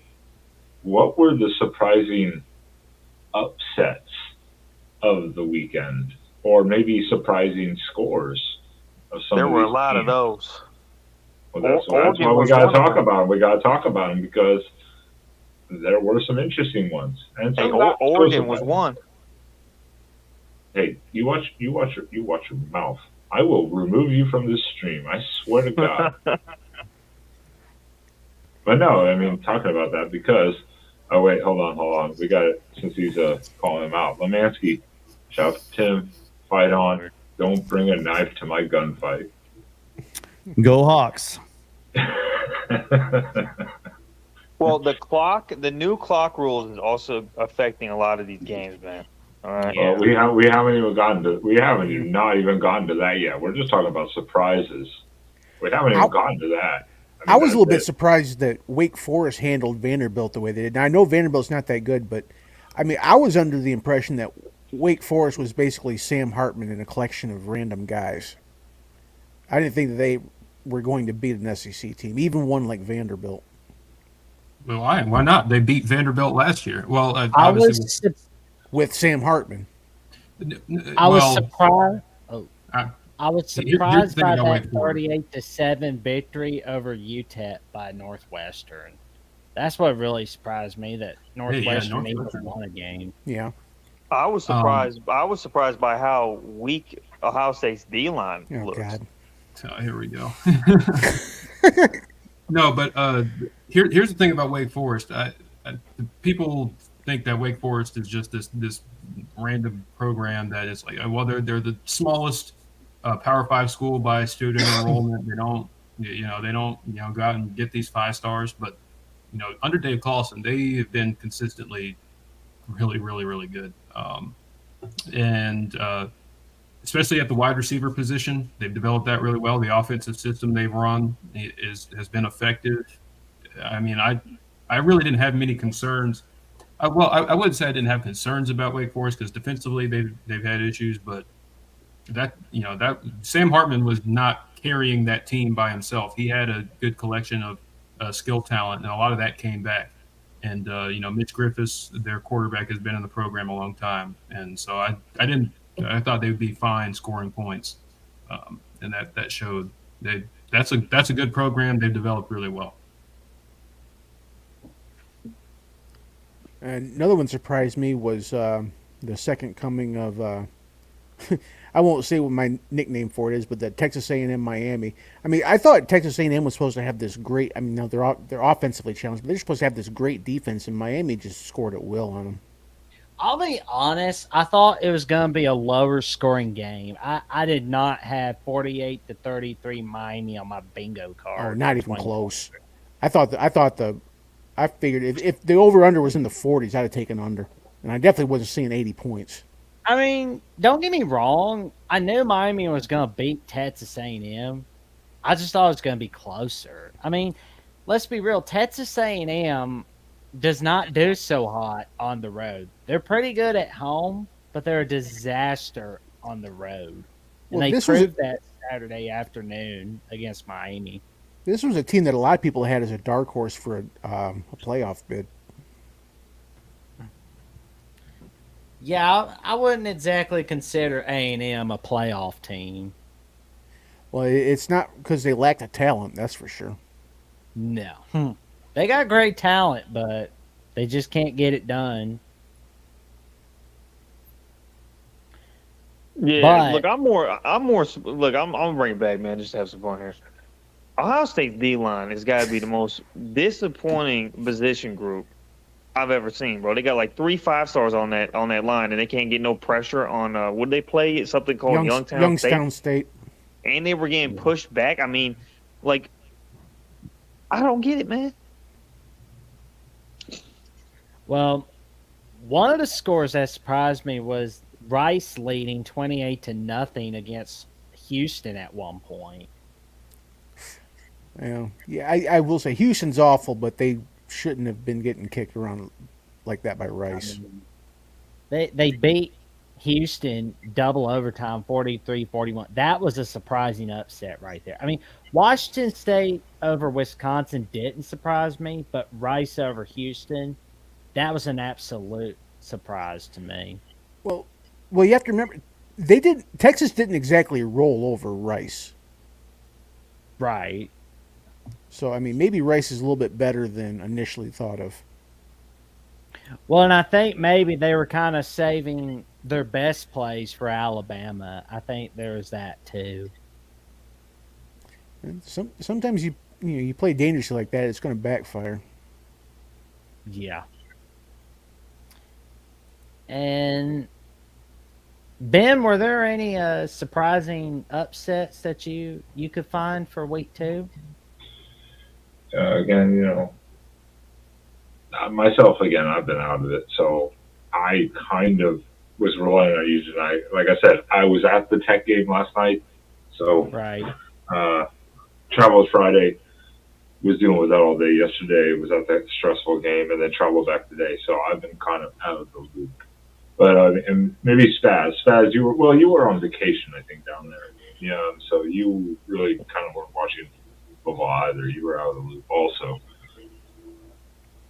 Yeah, but I would say that to me, this one of the surprises. There were 2 of the surprises, really. I mean, Baylor should have beat Utah. They had that game almost the entire game. I was watching it off and on my phone at times, and Washington State beating Wisconsin.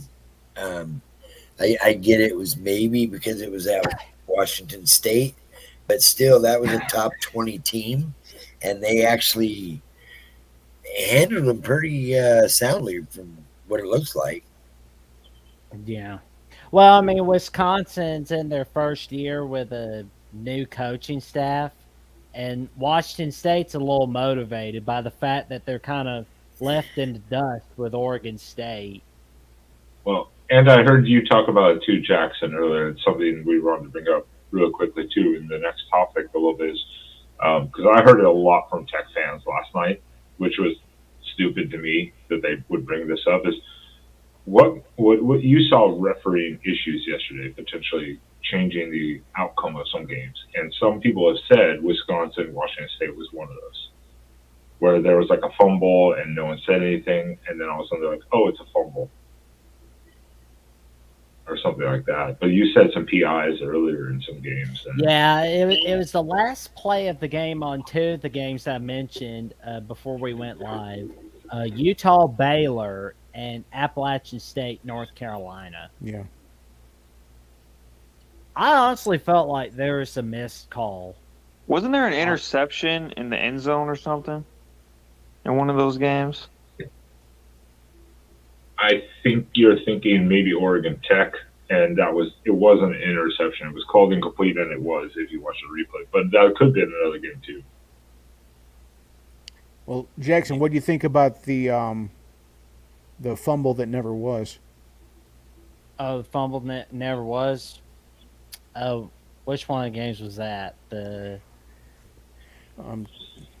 the one where they said it was a muffed exchange You from the talking about center Texas? I'm trying to think of the game that was. Well, with it was a direct snap, not a shotgun to the quarterback, and the Yeah, quarterback that's Texas. Yeah, I think it was Texas. Yeah. That was but that wasn't a fumble. That Yeah, was I mean, the argument was that the quarterback never possessed it.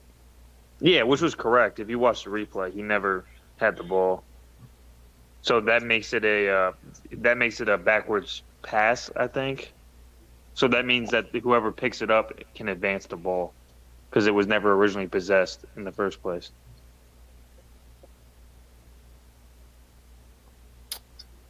Yeah. Oh, yeah. But yeah, I didn't like that, but it was just oh well. You understand how that works though, right? Yeah. Like if you snap the ball, but the quarterback never possessed it. It's like it's like on a bad snap. If there's a bad snap and the quarterback never catches the ball, someone could pick up that ball and advance the ball. It's the same thing. Yep. Yeah, I mean, the question was the quarterback the only one that could advance the ball? No. Anyone could pick up the ball at that point. Yeah. Well, that's why I found it so funny because, again, I think, all referees, no matter what, again, especially college, they work other jobs. They get trained to do this stuff. They go do this stuff.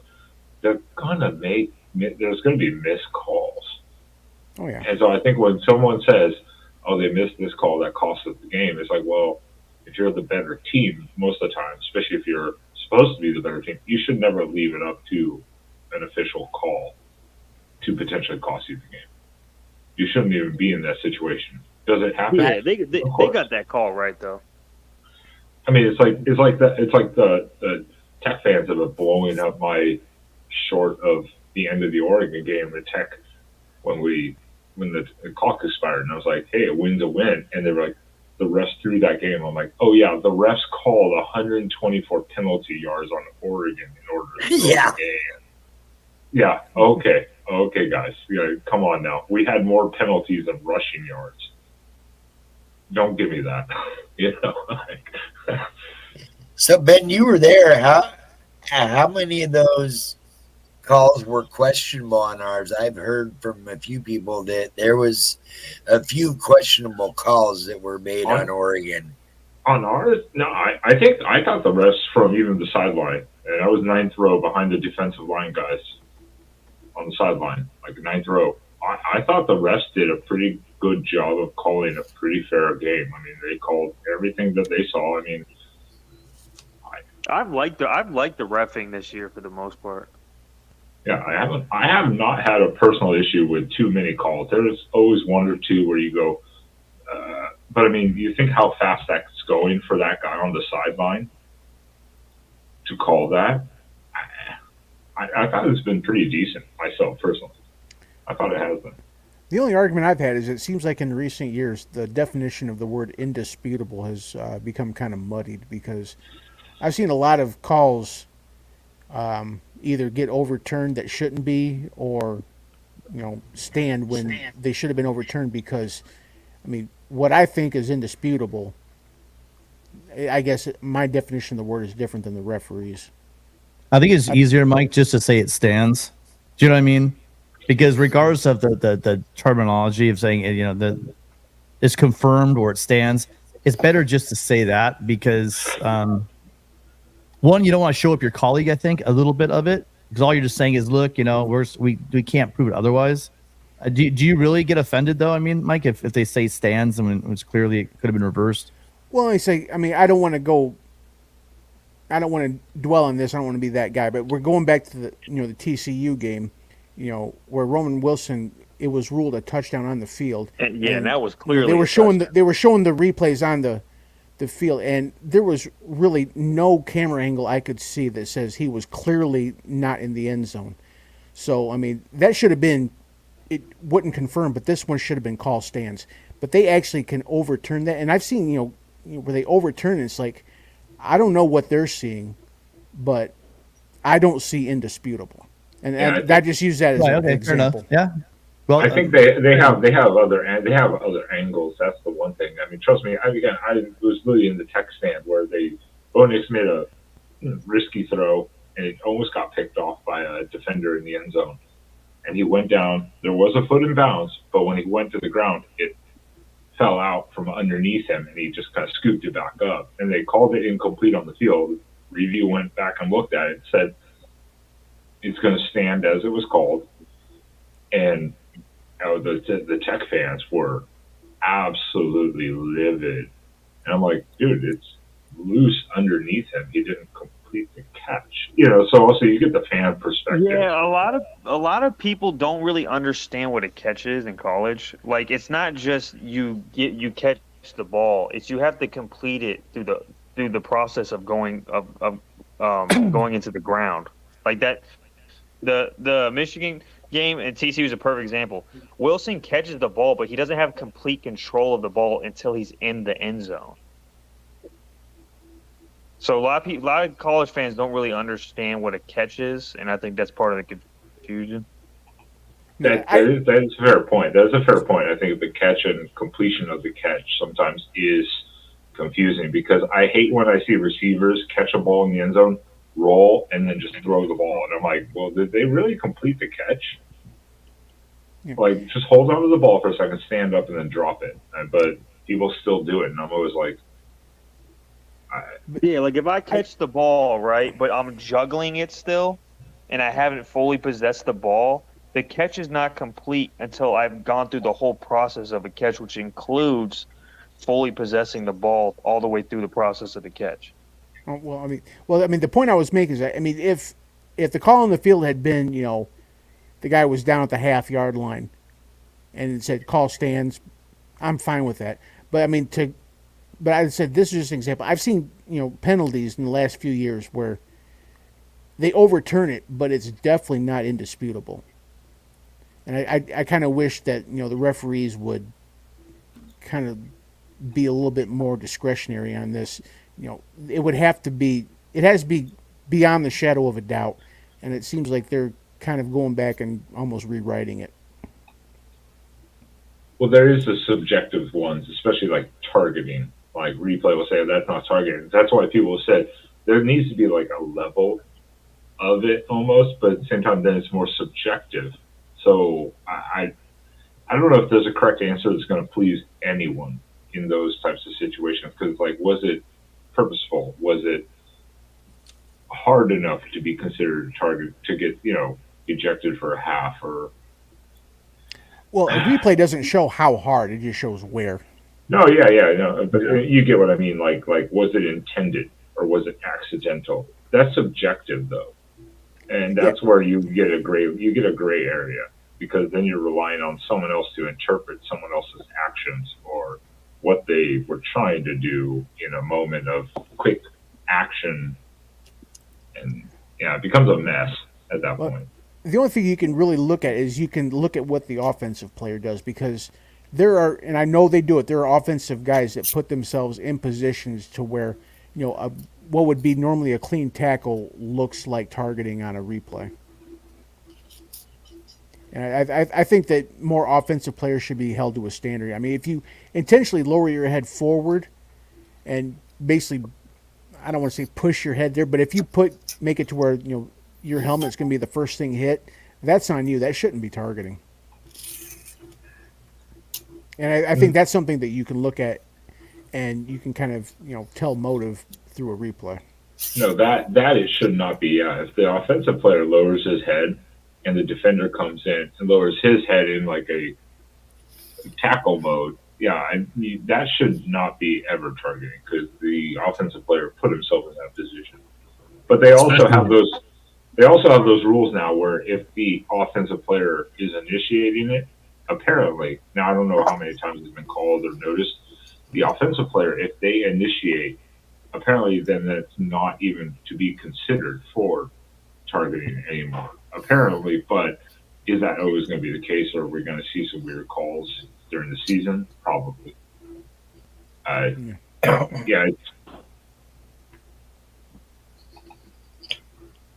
I guess that brings us on to the next topic really quickly. I almost said quackly. The running clock. Is the new running clock doing any good to shorten the game? I can't wait to outside talk of maybe about a few, maybe a few plays less for each team offensively. Or is it just for commercial breaks? It's for commercials. Commercials, man. Ding, But ding, there is ding. a strategic advantage to certain teams, and teams of lesser talent are going to use that clock to shorten the game. That it's not just commercials; it does affect the game in certain ways. I'm just not liking that clock It's roll. very NFL like. It feels very. Some of these games, certain teams, it feels very NFL like. Like Michigan, for example, the way their offense is, they don't like doing big chunk plays. They like moving the chains and milking the clock, and that's very NFL-esque. And you see they like that. There's teams that are going to use that, and then there's teams like Indiana who decided they were going to do an option offense, even though they don't do an option offense. When they played Ohio State, and they were going to milk tons of clock to keep the game shorter. You're going to see a lot of that. It's a detriment to teams that are focused on defense as opposed to offense. Because I mean, a lot of these teams you want to. A lot of these teams that are really good on defense, their defense doesn't stay on the field that long. So if you get a scoring drive, that might take 5 minutes with moving the chains, suddenly takes 3 minutes. The defense has to go back out there. It's like, ugh. So it's gonna hamper teams that are kind of more defense and clock control. No, that's going to help those teams. I think the teams that play defense and like to do ball control, that's going to help them. It's going to hurt more teams that like to do hurry up and tempo and maybe don't have that great of a defense. The more efficient offenses that like to move the chains and control the ball and have great defense, it's going to actually help them more. Why is that? Explain that to us. Because if you're already a ball control offense and you already liked to keep the other team's offense on the sideline, this just plays into that style of football more because you're going to be able to do what you did before, but times 10. And if you have a great defense, I mean, that style of ball it's an NFL style of ball. It's ball control. It's more about moving the chains, not more about going for big plays every time, which, if you get those, fine. But if you're an efficient team that just likes to hold on to the ball, keep the other team's offense on the sideline, this plays into a philosophy that you were already using with the prior rules. I disagree because here's why. It's going to shorten the amount of series, correct? Think about your own team. Yes. How have you guys been able to take out, let's say, a quick scoring team with Ryan Day and Marvin Harrison running all crazy? How's you guys have been able to beat them by wearing them down, right? Yep. Okay, so if we're cutting, hold on. That was rhetorical completely. That's the answer to that is yes. Well, the answer is actually not just yes, but all right. Mike, would you agree? Yes. Okay, I mean, I don't agree though. But okay. That's fine. That's fine. You can be outlier. Now, if you're shortening the game and shortening the number of series that team's going to get tired defending, correct? Would that not actually work against what's helping you to beat Ohio State and a quick scoring offense? No, because explain how I'm wrong. Explain how you're wrong. In the first half of last year, what was the score? No clue. You telling me? I don't pay that much 20 to attention to 7, your 20 20 to to 17. In the third quarter of that game, what was the score? Please tell me. I It know was that 31. It was 31 to 20. At no Okay. point did we have to wait to the fourth quarter to wear them out to show that we were the better team. We were the better team for the majority of that game. We were in that game within a one-score game that whole point. We didn't have to wear What them about out. 21? To compete. 21, we were better from start to finish. Really? Period. What was the score late in that game, Mike? We led at halftime. Did you guys score a couple of touchdowns late?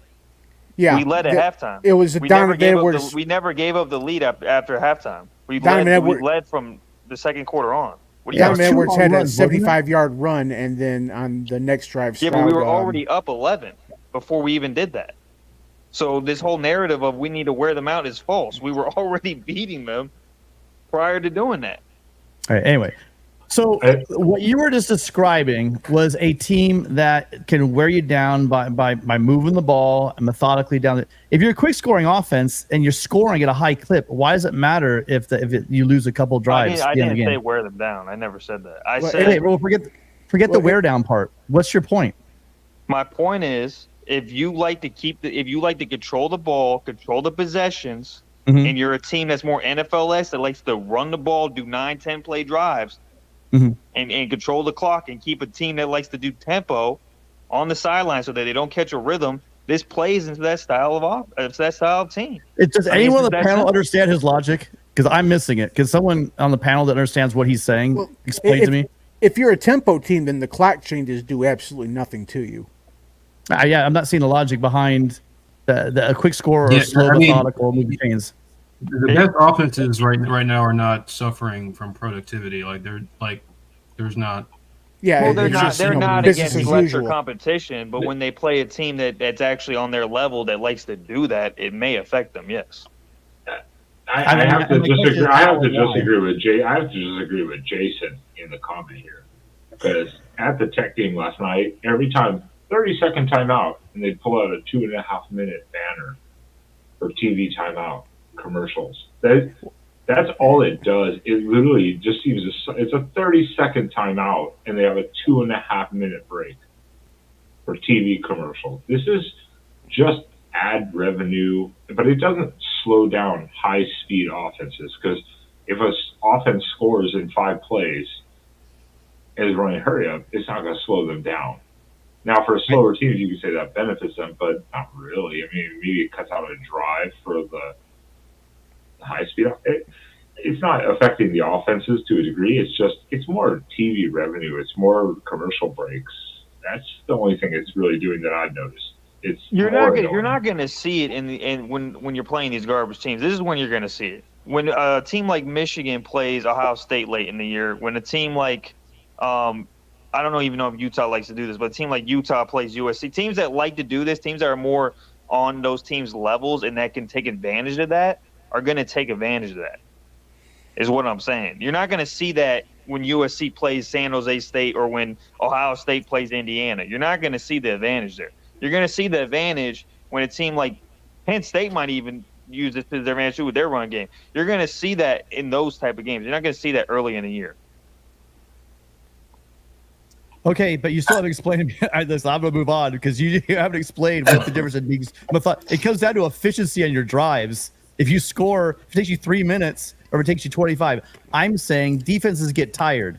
So if you're a quick scoring defense, and I'm trying to give you your point, and you're a team that makes them stay on the field for, like, let's say 70 plays, 80 plays, because you move the ball down the field slowly, you keep that defense on the field, shortening the game is going to help those defenses that are not out there as long. I'm not seeing your point whatsoever, to be honest with you. I'm not talking about wearing a defense down, though. You keep thinking I'm talking about wearing a defense down. That's not what I'm talking about. What is the advantage? Again, I'm still confused on what your advantage is. I don't get what you're. Okay, a team like Michigan. No. I mean, say it now, and then we're gonna move on because you literally have not made a point yet on it. I've made a point the whole time. What are you talking about? A team like Michigan that likes to not go for big plays and big explosive plays, that likes to go on 9, 10, 11, 12 drives and chew up clock and control the game, that helps a team like that. Point blank period.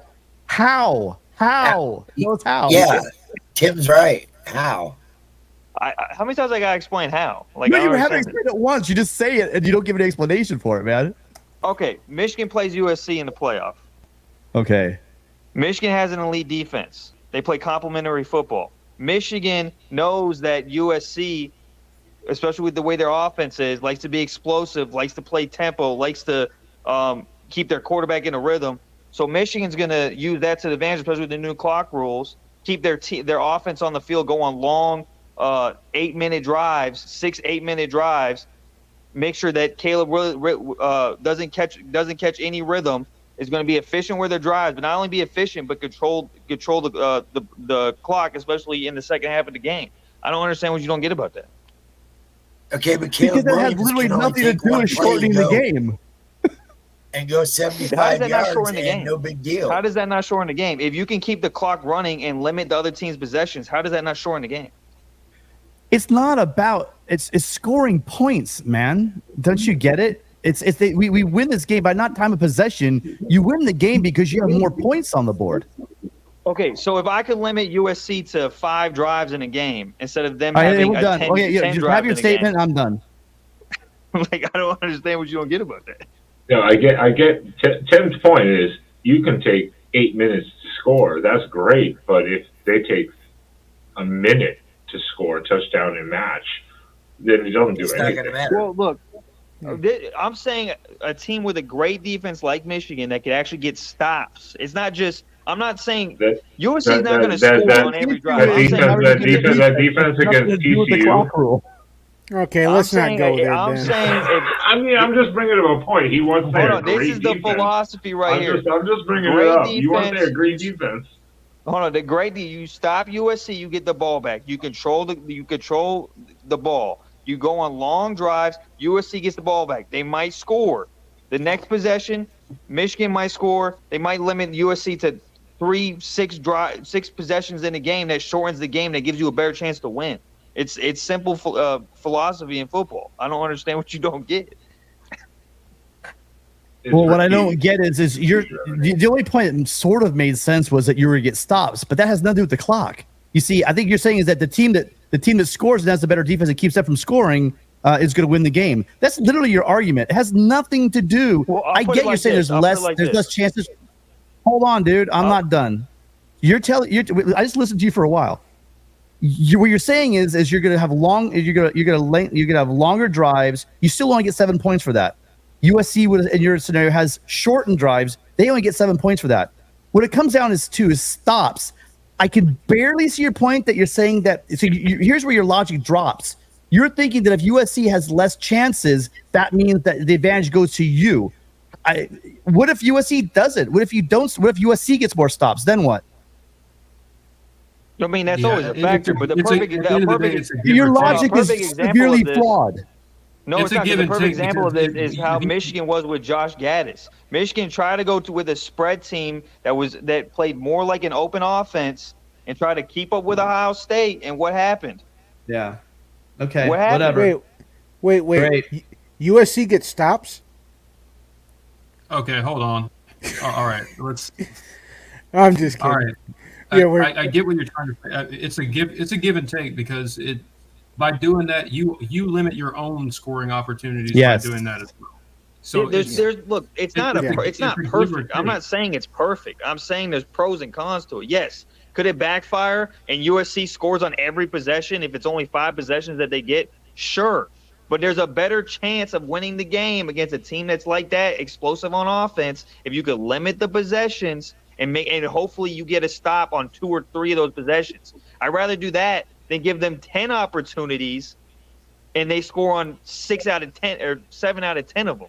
I don't get what is not understandable about that. It also if your offense it also forces your offense to execute on multiple plays over and over. You can't be as mistake prone. Every mistake is magnified. So if you turn the ball over, that makes it 100%. Not only have you wasted your 100%. scoring opportunities, but you've wasted one of the scoring opportunities you did get. So there's there's pros and cons to it, and I understand that the cons to that philosophy is if the other team does score on 4 of those 5 possessions and you turn the ball over, you're probably going to lose. But at the same time, if you limit it, an explosive team like that to 5 or 6 possessions, and you're able to stop 2 to 3 of those possessions, and you score on 4 and 1 more possession than they do, you have a better chance of winning that game. Well, both It teams comes have down to every your it's not scoring crazy efficiency, complicated. period. Regardless of you're shaving off 1 or 2 possessions at the end of the game. I think that you're mistaken. With less chances to score as well, you're a slow scoring team might be down at the end of the game. It's just so many things that are.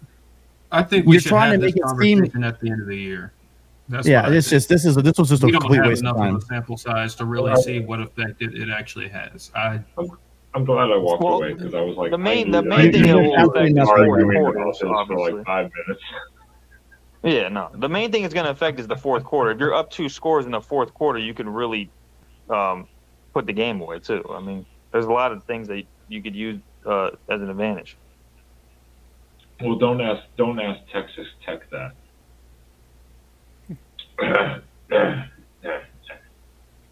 Which brings us to our next topic, so we can get off this because Tim's about to. I see his veins about to explode inside of his head. I just it's such a waste. That argument was the biggest waste of time I've ever had on the internet. I think, and that's saying a lot. I'm going to leave it right there. Well, Hey man, we just I got have different to- football philosophies, man. It's all good. Okay. I have to first, before this question, I have to compliment, as the first time ever being at the Texas Tech Lubbock Stadium, I have to compliment the student section for being able to throw tortillas 30 yards through the stands onto the field. That was mighty impressive. Mighty impressive of them. Kind of our final What did you topic. get hit with? I did not. Sam got belted by one, like directly in the freaking chest. I was like, Oh, And if then it's- they Did were- he survive? he did survive somehow. Yes. We were right next to the student section. We were behind the defensive guys, row 9, and the Texas, like about 5 seats from the aisle, and then there was the student section for Texas Tech. The start of the student section in the corner, and they kept throwing the tortillas at us and on, of course, at all the Oregon players, and then we would throw them back when something bad happened to Tech, like take it back, and they would throw it back, and, you know. Yeah, but I was impressed how far they could throw some of those. I was like, damn. I mean, that's like, Which is more that's aerodynamic? Is a corn tortilla or a flour tortilla? What well, do you flour guys think? tortilla would kind of flop around. I don't think Yeah, they I have no conditions idea. on that. And But structure there stability. are soft corn tortillas too. So They that's- look like they had been slightly grilled because some of them look kind of oily. So that might have helped the weight. I'm not sure. But after this weekend, not just week 1, but after week 2, even with a couple losses, I think the question really has to become, at this point in time of the season, is the Pac-12 the best conference right boy. now, potentially? It's a potential, possible question. But in the sense of the win totals from week 1 and week 2, non-conference, and week 0 to include USC and stuff, is the Pac-12 actually the best conference? And Jackson is showing the apparent AP 25. Obviously, this is not the. Is this the alleged? This is the AP top 25. It is showing that the Pac-12 has the most top 25 teams in the top 8. 25. Yeah. Only the second time 57%. ever. Yeah. So Well, when I the say issue- possible, I say, is it the most, at least top to bottom, strong conference? Because there have been teams that have surprised. I think even like Tim would say, several teams have surprised this season already. And Yeah. I'll show the AP poll and the coaches poll. So this is what it looks like for week 3. I see you. Be quiet, Connor. Be quiet over there, little beaver. Hey, I mean, I agree. I do too. Yeah, take your chainsaw away, The Connor. problem is that Fox doesn't agree. Yeah. Well, Neither is Kirk Herbstreit, but who cares? Sorry. So we see, so USC and Washington are in the top 10. Utah, Oregon, Oregon State are fighting each other. And we see Colorado climbing up to 18. We see Washington State climbing up to the top 25. UCLA's 24th, but I think we need to see more from UCLA. I think there's a few teams we need to see more from. Yeah, UCLA especially. I need to see a little. Okay, bit well, more. the thing about UCLA, so let's look at this really quickly. UCLA has a very soft schedule. Yep. They miss Oregon, they miss Washington this year. And granted, Washington State won, but let's face it, they're not. The problem here is you see Colorado. I'll go on record right now. I know no one else will. Colorado and Washington State most likely at the end of the season will not be ranked. Anyone discuss? Anyone disagree? 100%. No, none. I think Colorado. The other I'm okay with that. The other 6, I can absolutely see staying in the top 25. I think Colorado I is don't know if enjoying I'm ready the to say run. that about Colorado, but I tend to think the regression to the mean is going to come soon. But I don't feel confident in that. If they keep playing the way they're playing, I know they haven't. The 2 teams they played may not be very good, but Yeah, I mean, they're that's not. what I'm saying. TCU and Nebraska may not be very good. So let's see them play Nebraska. Oregon. And I'm not saying they beat Oregon. But if they make it competitive against Oregon, let's say they don't have to beat USC, but they can keep it competitive against USC. Then I'll change my tune. But I've got a sneaky suspicion that by the way, everyone's talking about a boat race. Ben, I'm curious on your thoughts on this. They're saying that the I think DeReal popped this around. There's either like an 80 to 80 score, something like that. Last one that scores wins against USC. I'm thinking, what's more likely? Who will hold Colorado to less points, USC or Oregon? Ooh. Tough. Well, you play at Colorado, correct? We play at Colorado. Yep. And we play them at home in week 4. Yep. Ooh. What week do you play them? Week 5 the next week. Next week. Oh, the next week. Oh, wow. Oh, geez. Who drew that one up? Jesus. See, Pac-12, good that's Lord. why I say Colorado has a tough reality check. I think coming up. They're on a roll, and I love it. I love seeing that. But Oregon's after this last game. Oregon's got to shore up their secondary because their secondary is still being stupid on a lot of plays. So. I don't know. That's a good question. That is a good question. It's a good question. I honestly feel like Colorado, Oregon, Colorado, USC are going to be really close games at the moment. Well, here's the Please, come thing. on, Jackson. They also, I mean, so Stanford's not good. Arizona very well might be the worst team in the conference. So that's what I'm saying. They're most likely going to beat Colorado State at home. Yeah. Then they got the Ducks and Trojans. I think they lose both those games. Will it be competitive? I honestly don't think it's even going to be competitive. I'm just going to say it right now. I don't think it will be. And then Arizona State, they win that game. It's going to be Stanford, crazy. they win Colorado that game. beats USC. What's that? Don't be hurt from earlier, man. You really could go on record saying that Colorado's going to beat USC? No, that's not what Come I said. on. I said it'd be crazy if Colorado beat USC. Oh, okay. I thought you said don't be crazy. Okay, I was worried, man. So then they have UCLA. That's gonna be a great game. I know people aren't very high, but that's at the Rose Bowl. And then they have the Beavers. The good news is they have them at home. Yeah. But I'm telling you that I think that the Beavers also. I thought with they lost Spates. I thought that that was gonna be a big difference.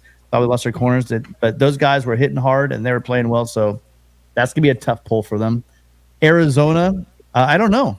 That's a really horrible deal. That might be your shootout game. Arizona versus Colorado might be a hell of a shootout game. Why And not? That one I could see. That one I could see being a shootout. That one I definitely could see being like a I don't 48, 45. Colorado's Okay. defense seems to be a little more confident than that, but I don't know. Remember this maybe. also, Jordan. Their defense is thin as thin can be. You're telling me agree they're going to with go through Colorado. 12 games without losing players? I don't know. Well, they're gonna lose I'm Hunter. not saying that, no, but I don't have yeah. confidence in Arizona's offense to take advantage of that either. So I don't know. Who's Maybe the tunnel? Gordon, your audio is awful. That's not me.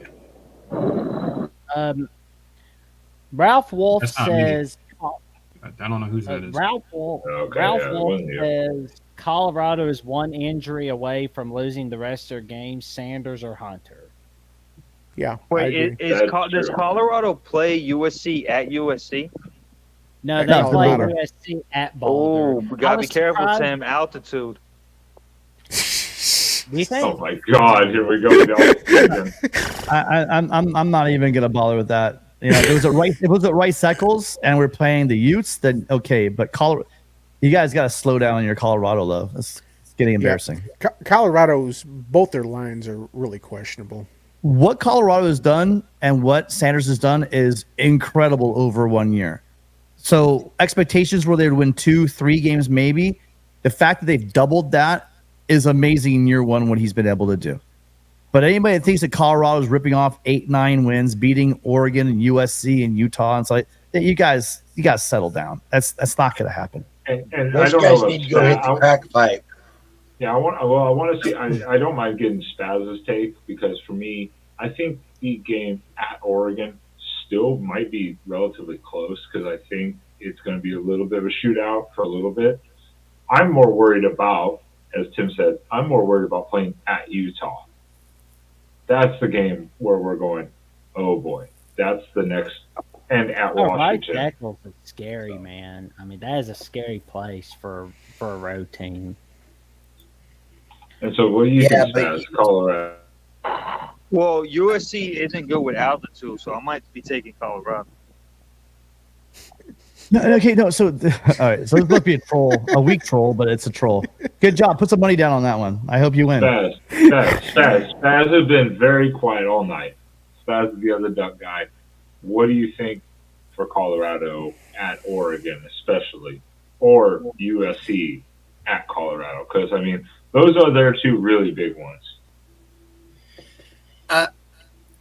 Colorado, I think it'll be a good close game for a half.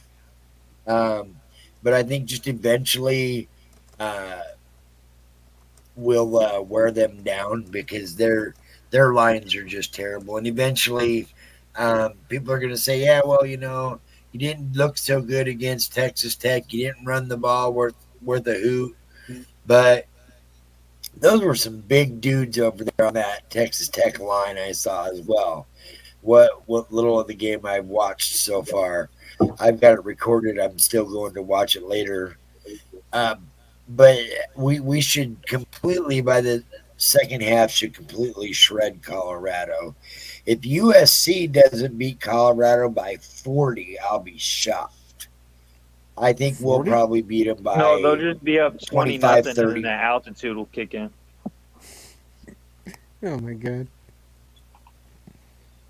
I think people have forgotten that altitude these days doesn't affect people, especially when they're used to going and playing in those places. Altitude really doesn't affect people that much. I mean, if you're not used to going, I'll tell you there- this, Ben. I'll tell you what. You can't do 141 snaps at altitude. That's for sure. Oh, that It might, is it might hurt. It might hurt the Buffalo more than the Buffalo's more than it hurts USC. But maybe Travis Hunter does train at that height, at that altitude. The Buffs will be acclimated to that altitude. Altitude will play a marginal factor in the game, but USC's depth in defense and offense is way bigger. USC is going to score about 35 points in the first half, and I'll take anybody that wants to take that bet. No. I wouldn't doubt it. And especially No, like they're we've gonna be up everyone's in the been first saying. half, and then like that Utah game, that the altitude's gonna kick in, and then who knows? Wait, can I ask you a question? I mean, if you are remotely being serious, because at some point I'm just not going to listen to you anymore, man. You think that Colorado is on the same level as Utah last year? Am I getting you right? Here we go. Hey man, well, first of all, you gotta know I'm trolling at some point, man. Not every Here- comment here- is- This Here's the isn't the thing. forum for that, A though. little bit of trolling's funny once in a while, but after a while, you just sound like you have no idea what you're talking about. So can we move on to the Hey next man, topic? I'm just saying that Um, that Mile High City stuff, it could get serious. That's all I'm saying. Well, If the you want next to troll, topic. hey, if you want to troll, head to the chat, man, because we're trying to have a show. Yeah, the next topic is for Nick here from the super chat. When Colorado beats USC, what then? An apology That's show. not happening.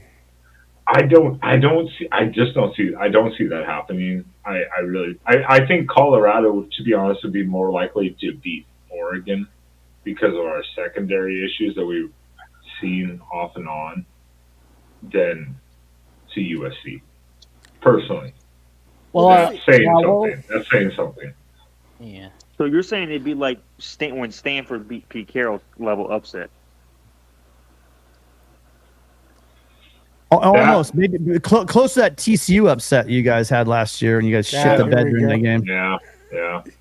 Hey, you Not want on to say the that, same man? line. Mike is just like trying to hide over here in the middle of the screen, but Yeah, he's not doing anything. He this just is- keeps getting brought up. I just This is what happens when you bring a troll onto a show. We're actually trying to actually have a show. Maybe your spot should be in the chat, bud. Hey man, Hey. Tim, man, you gotta soften up a little bit, man. So- Like, come on, man. Yeah. it's just people need to slow up on Colorado some. I mean, the big argument after the TCU game was, look at Colorado's offense. Just over 500 yards for Shedeur Sanders. Played Nebraska. He sure wasn't putting up those numbers. It took him a while. Yeah, It took him a while to get. I think he Still put up eventually got like almost 300. 400 yards. What are you talking about, Mike? I thought he only got like Put up just over over 900 300, yards wasn't in it? 2 weeks. I thought he No, only got like a little over he put up 300. 900 yards in 2 games. Well, it took them a while. Nebraska does have a decent defense, but their offense is awful. Yeah, now Nebraska does have a pretty good defense. Their offense. But I mean, these are two flawed teams. TCU's defense is a complete shell of what it was last year, and it wasn't that great last year. Nebraska, their offense is terrible. So I mean, these are not the two best litmus games to all of a sudden be crowning Colorado as a contender in the Pac-12. The people that know football realize what Colorado has done for the 5th time is great and achievement, and no one should take it lightly. But they are not beating top teams in the Pac-12. So Sorry. once again, we have to go back to the key question here. We keep getting derailed with like a side team here, a freak show. Is the Pac-12 possibly the best conference at this moment in time? Yes. Well, they are 18-3 in non-conference play, so that When you say best, do you mean deepest, or because I mean there's different definitions. That's good. That's a great clarification. I said possibly the best, as in the deepest conference, because I mean you even look at Cal lost to Auburn at home by 4 points to Auburn, and they lost by 4. That's 14-10. This is with Hugh Freeze. You're supposed to be the offensive juggernaut, the quarterback whisperer. So I said that I think Jordan and I talked about this really early. Clearly, the 2 best wins of the year have been by the ACC, Miami and we don't know how good these teams are, but on face value, Miami and Florida State's wins are the best wins.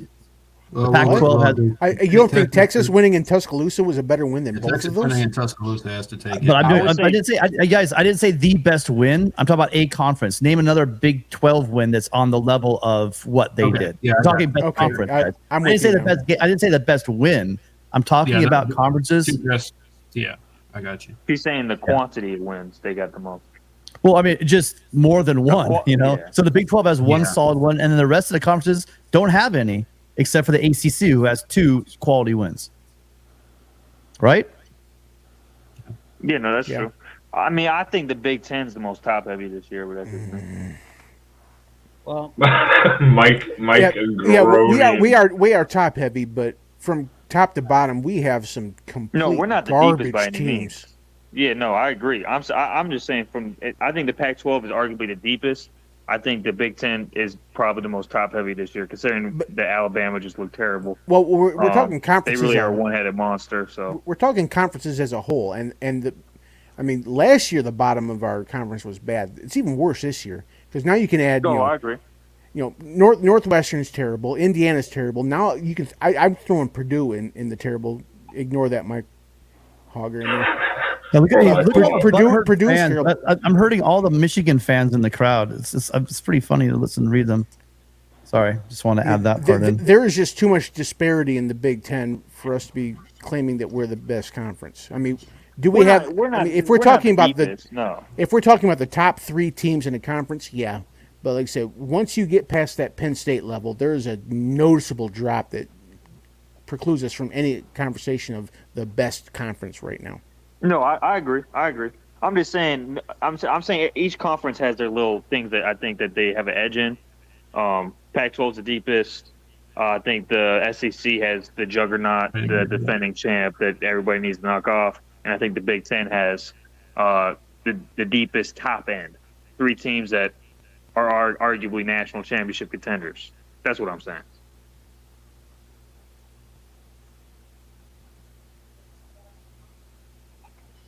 I know Jordan wants to contest that. What? Contest what? Sorry, I was typing in the chat and then I accidentally clicked somebody's comment. You say the ACC is a joke. Who said Yeah, that? well, I wouldn't say that. But I think the bottom of the conference is a joke. I'll say that. I don't. The Virginia schools being as bad as they are, that's pretty pathetic with how much talent is in that area, and not Virginia just lost to James Madison, blew a lead, and Virginia Tech is kind of, I mean, they're plodding along. They're in a little bit better shape, but yeah, that's not good. But I think the middle and top of the conference is fine for the most part.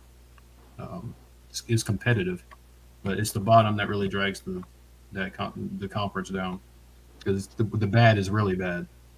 And Pitt losing to Cincinnati wasn't great either. We didn't really talk about that, but that was disappointing. And it was on the CW. That was the funny part. Don't get me started on that. I just No one. No. CW.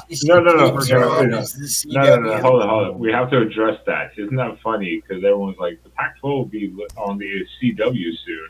It's the ACC that's on the CW. Pac-12 is dead officially, but Well, it is a Try to TV squeeze some extra pennies. contract. I mean, next It's year a the Big TV Ten is going to be the best conference without any debate. I won't go there. Well, we'll have to see what how. do you mean? We're going to have Oregon. We're going to have USC. We're going to have all these. We're going to have Washington. I mean, I don't know how there really is. So the what's the issue debate? is, we've seen what the transfer portal can change. There's a number of SEC teams are a piece or two away. Look at Alabama. What if Alabama got Sam Hartman this year? Are we talking Are we talking differently right now? And we also need to remember that Probably. they're adding Texas and Oklahoma too, and those aren't 2 scrubs. Right. I mean, yeah. Look at Oklahoma. They clearly destroyed. Oh no, they didn't. Never mind. Let's move on. ACC football and CW. But think about it, guys. The Big Ten is going to have Penn State, Ohio State, Michigan, USC, Oregon, Washington. I mean, I don't. Yeah, but the In terms of, SEC like, is going to still have teams, top 10 LSU teams, and Alabama and And Georgia, Texas, and they're adding Texas and Oklahoma. I mean, you can't just that's a pretty broad statement. We have no idea what these teams will look like next year. Well, yeah, but I would take Yep. Penn State, Michigan, Ohio State, and all those teams over Why? teams other than Georgia. Homer is Because they're playing, Well, they're playing better. you need I to- understand you need teams to- change, but they're playing better right now. Is what I'm saying. These Well- teams are in a well- better spot right now than a lot of those teams. Are they? I mean, Well, I think the SEC has tested itself against other conference opponents before the Big Ten has. I think that's really the only Yeah. difference. The SEC has put itself in a position to lose more games, and that's what's happened. And I am not one. Yeah, to I defend mean, the obviously a SEC lot of this is personally. eye test, but You'll never see me like. I don't like defending the SEC, but it's not like the Big Ten has had a bunch of marquee matchups like the SEC has. Yeah, So, ditto. I like to crack I on the agree. SEC, but you can't just simply let's say, well, we're adding 4 teams and now we're better than the SEC. That's I don't mean, think look, that's this the is right how I'm call. looking at it. Well, right now, I would take Penn State over Bama and LSU. If they were playing head-to-head right now, I'd take Penn State. If Michigan was playing Bama or LSU, I I'd take don't feel Michigan. good about that. Hey, yeah. If Ohio State was playing Bama or LSU. I take Ohio State. Yeah, but Those three conferences teams are aren't three already teams better than deep, those though. two You might be teams right right about now. a couple, but I'm not there. I'm not there yet.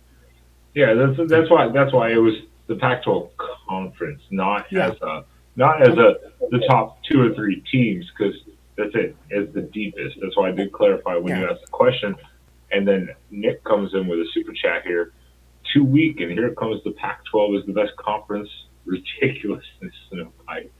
That's too far from you trolling. Enough. Next topic, please. I have a Heisman prediction. Caleb Williams again. We weren't even going to talk Heisman predictions, but I mean, Caleb still is the front runner as far as I'm aware. I mean, he still is a front JJ runner. McCarthy. Oh God! Please, Mark. Please. even Mike, no. Let's just all name our quarterback. If Right it's now- too early to, if it's too early to decide which teams and whatever, it's definitely too early to see who's going to win the Heisman. So I mean, Yeah. You got to think But, Shador is probably number 1 right now. The Oh, worst thing sorry, you want to do as a Heisman contender is be the number 1 Heisman contender in the preseason or the first couple weeks, because usually you fall off the cliff. Yeah, Mike- you remember Dar Robinson? Well, Mike, the that's, reason why Shador is not going to win the Heisman is because they're going to lose at a minimum 4 to 5 games this year. well, RG3 won a 8-4 Baylor, so that's That not- was, Are you- the last one. Are you saying that RG? Are you comparing Shador Sanders to Lamar RG3? Jackson- Lamar I won't Jackson- say it right now, but I mean his Ooh, numbers I'm right bored. now are looking pretty good. Okay, 2 things. 1, look at the defenses he played. 2, he played. So remember this. Williams is he's leading the country in touchdowns, and he's only playing a half to 3/4 each game. Put that in head. Look Well, at the receiver. Look at the receivers at USC this year. Okay, no one knows who Zachariah Branch is. I promise you, by October, everyone in this country will know who Zachariah No, Branch they is. already Are do. you- They Are already you know. sure nobody knows who Zachariah Branch is? Yeah, they Yeah, already know. I watched the San Jose State game. I know who he is. That's also a problem though, and that this is deep Heisman talk. Is that's also a problem. JJ's You right there, have though. 2 to 3 Heisman maybe potential contender. It takes away from, because they're like, well, that guy's so good that it does hurt sometimes. In But- terms of the numbers, JJ's right there. In completion percentage, but in yards, no. And QBR and all. He's a really good quarterback, but are you really saying that he's a better quarterback than Caleb Williams? No, Really? I'm not saying that. I didn't say that. I'm just saying in terms of competing for a Heisman.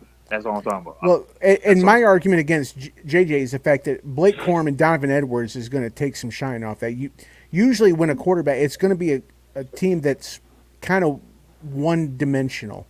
And, I'm not saying USC's running game is bad by any stretch, but that's a passing offense. That No, it that is. I offense think is Michigan's gonna predicated be on more Caleb putting up. 60-40 this year. And I'm thinking more like 70-30. Tim, you want What, to run? chime in? You talking about run? Run? No. No, it's gonna be closer to it's gonna be at worst 60-40. Look, traditionally, if you look at Lincoln Riley, his offenses are about 60-40. Last year it was pretty damn close to 50-50 if you look at the actual numbers. I think it was like 55-45, I think.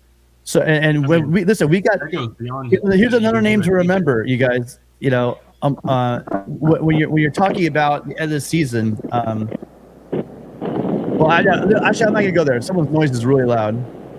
Yeah, somebody's in a wind tunnel. I don't know what's going on there. So, you guys remember probably. Quentin Joyner? He's a true freshman from Texas. He took 150 yards last week for a touchdown. But then we have guys like Austin Jones and Marshawn Lloyd, transferred from that. Marshawn Lloyd guy is a beast, dude. You cannot tackle that guy. And our offensive line, is they finally settled in on the offensive line. The first 2 games, they were just rotating. If you want to talk smack about USC, just watch the first half. Yes. Oh, but it's Stanford. Watch what USC. And if you want to talk about Heisman trophies, watch Caleb Williams in that game. And then tell me that Shador Sanders is better. Well, And then we I'll- also Caleb we also went by the fact that Ben QB said in the the country. preseason favorite. Ben said the Well, I'm preseason just saying. favorite I'm usually just doesn't saying. win. Look out for JJ. That's all I'm saying. What I'm saying is it's the one thing going against him is he won last year and it's hard to repeat. That's really what he's going up against. They're going to win 10 games. He's going to put up ridiculous numbers. But the thing is will they be big enough to repeat? And because, the Heisman, there's a lot of winners. There's a lot of Heisman Trophy winners that didn't win too. They're in that voting group. They're not going to ordain him a 2-time winner, let's put it that way, unless he really earns it. So that's the biggest thing is to worry about, not Shooter Sanders. Man, you really don't like Colorado, man, huh? Well, what's their like? The 16 tries to never beat USC. I said at the very beginning, I gave them props for the turnaround they had, but I've watched Colorado be a complete the Pac. You want to talk about the failure of the Pac-12? That team came here from the Big 12 and did absolutely nothing except for 1 year, literally nothing in our conference. And they actually hired Carl Jarrell. You want to talk about not even trying? They hired Carl Jarrell as their head coach. So do I dislike Colorado? I don't have anything really against Colorado. I just think that they've been sucking up so much oxygen in the conversation where there's so many good teams in the Pac-12. They are not going to finish in the top 5 of the Pac-12. But yet we spend the last 3 weeks talking about Colorado. It's a great story, but no, they're not as good as you guys people think they are. Hey guys, listen to this real quick though. Hold on, where we at?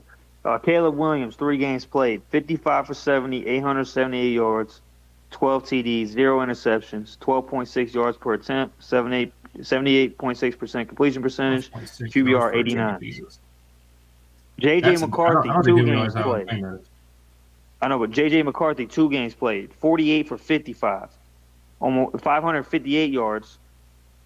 Down on the TDs for sure. 5 TDs, 0 interceptions, 10 yards per attempt, 87.4% completion percentage, 95 QBR. So I'm just saying. That's a huge difference in touchdowns and even yards per attempt. Well, he's played one less game too. Yeah, a 2-point difference in yards per attempt is pretty massive. If you know how yards per attempt. Remember though, he's played one less game too. Yards per attempt. If he played 3 games, that'd be pretty close. Yards per attempt isn't It'd a be pretty volume close. stat. They'd be neck and neck. Yards per attempt isn't a volume stat though. Yeah. It's going to catch up. You're going to catch up eventually. I mean, in the sense because USC is going to have week 0, so they're going to take another bye week. And the point is, he's still going to be like at least a yard more per attempt. Yeah, he's going to have him in that category. But what I'm saying is, JJ would be close in touchdowns. He'd be better in completion percentage. He'd have just as much yards, if not more, and he'd have a better QBR in 3 games. He would have 7 more. He would have 7 more touchdowns in 1 game. No, I didn't say he'd catch him in touchdowns. I said he'd be close. He'd probably have like 8 to 10 touchdowns. So he'd be like 2 to 4 touchdowns less. But he beat him. He might have more yards. You're right. Hey, you're right. JJ's better. Can we move on? He's not better. This is really absurd. Yes, JJ for the Heisman. I'm behind you, bud. This is probably one of the few times I will ever actually look at Tim and go, I agree with you, Tim. Yeah, right. I didn't say he's better, man. I never said. I get what you're trying to do, but I don't think the statistical comparison works either. I know you're not saying he's better, but I don't even think the numbers are comparable right now. Well, because also the competition too. The competition hasn't been too. I mean, the competition. I guess you could say they haven't played comparable, but nobody's played anybody yet. Yeah, I mean they both have played trash teams, so I don't even think that's. Well, the teams in the South have played people, but. Oh yeah, except Stanford actually looked better than I thought they would look. So I was actually surprised by that score. I thought Stanford might actually keep it a little closer. Unlike some of the defenses that have been played in the last 2 weeks, Stanford actually has 2 guys that are going to be in the NFL. So it's not like they have no talent whatsoever on the defense there. Their safety and David Bailey, their outside linebacker, their rush end. Both those guys are NFL players. So I mean, it's not like USC played Austin Peay, for example. It's not like that USC played Austin Peay. They played a bad Power 5 team.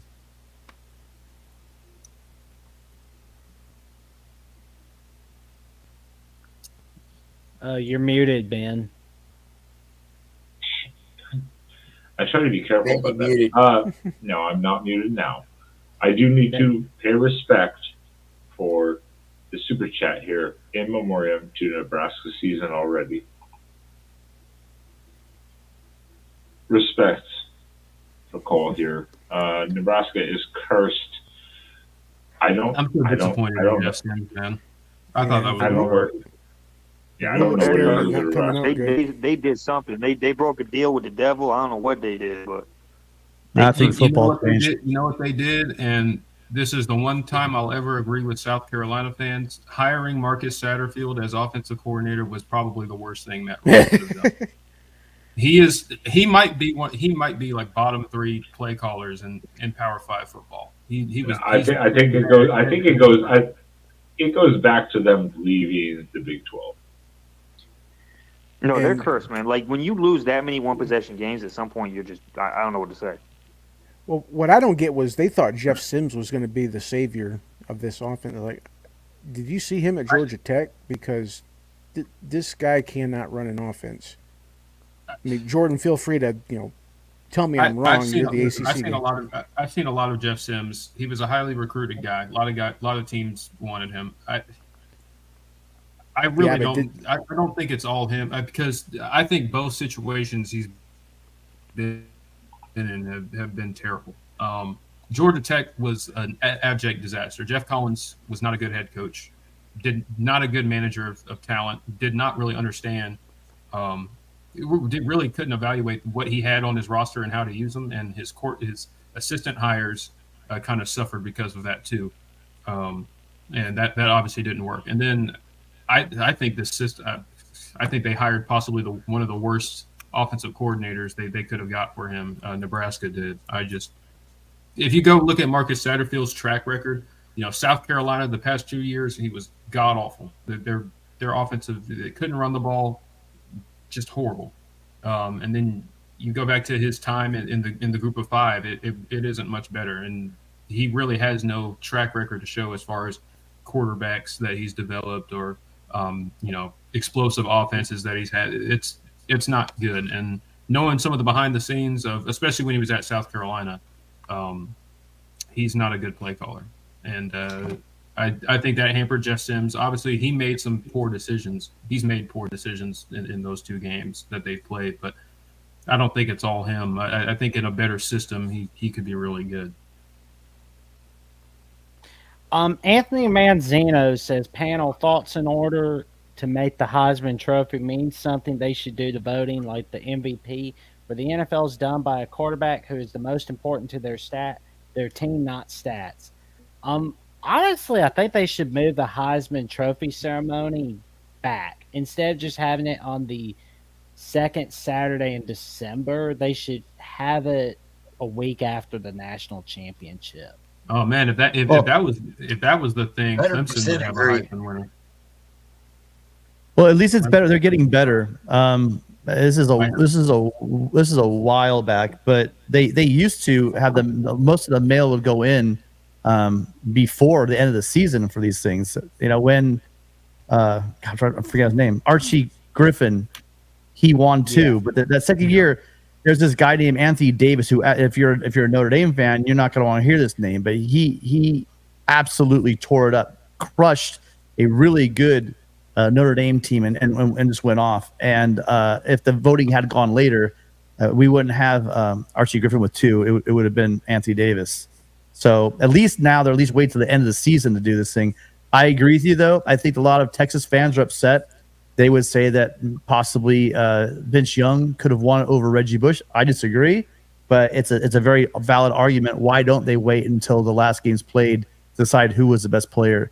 I guess part of it might be also, though, is back in the day, not everybody plays in these games, and so you're giving players extra time, right, to play, get in front of, and that's more of a team thing than actual players. So if someone plays 15 games compared to 13, that's to give them a lot more of an advantage.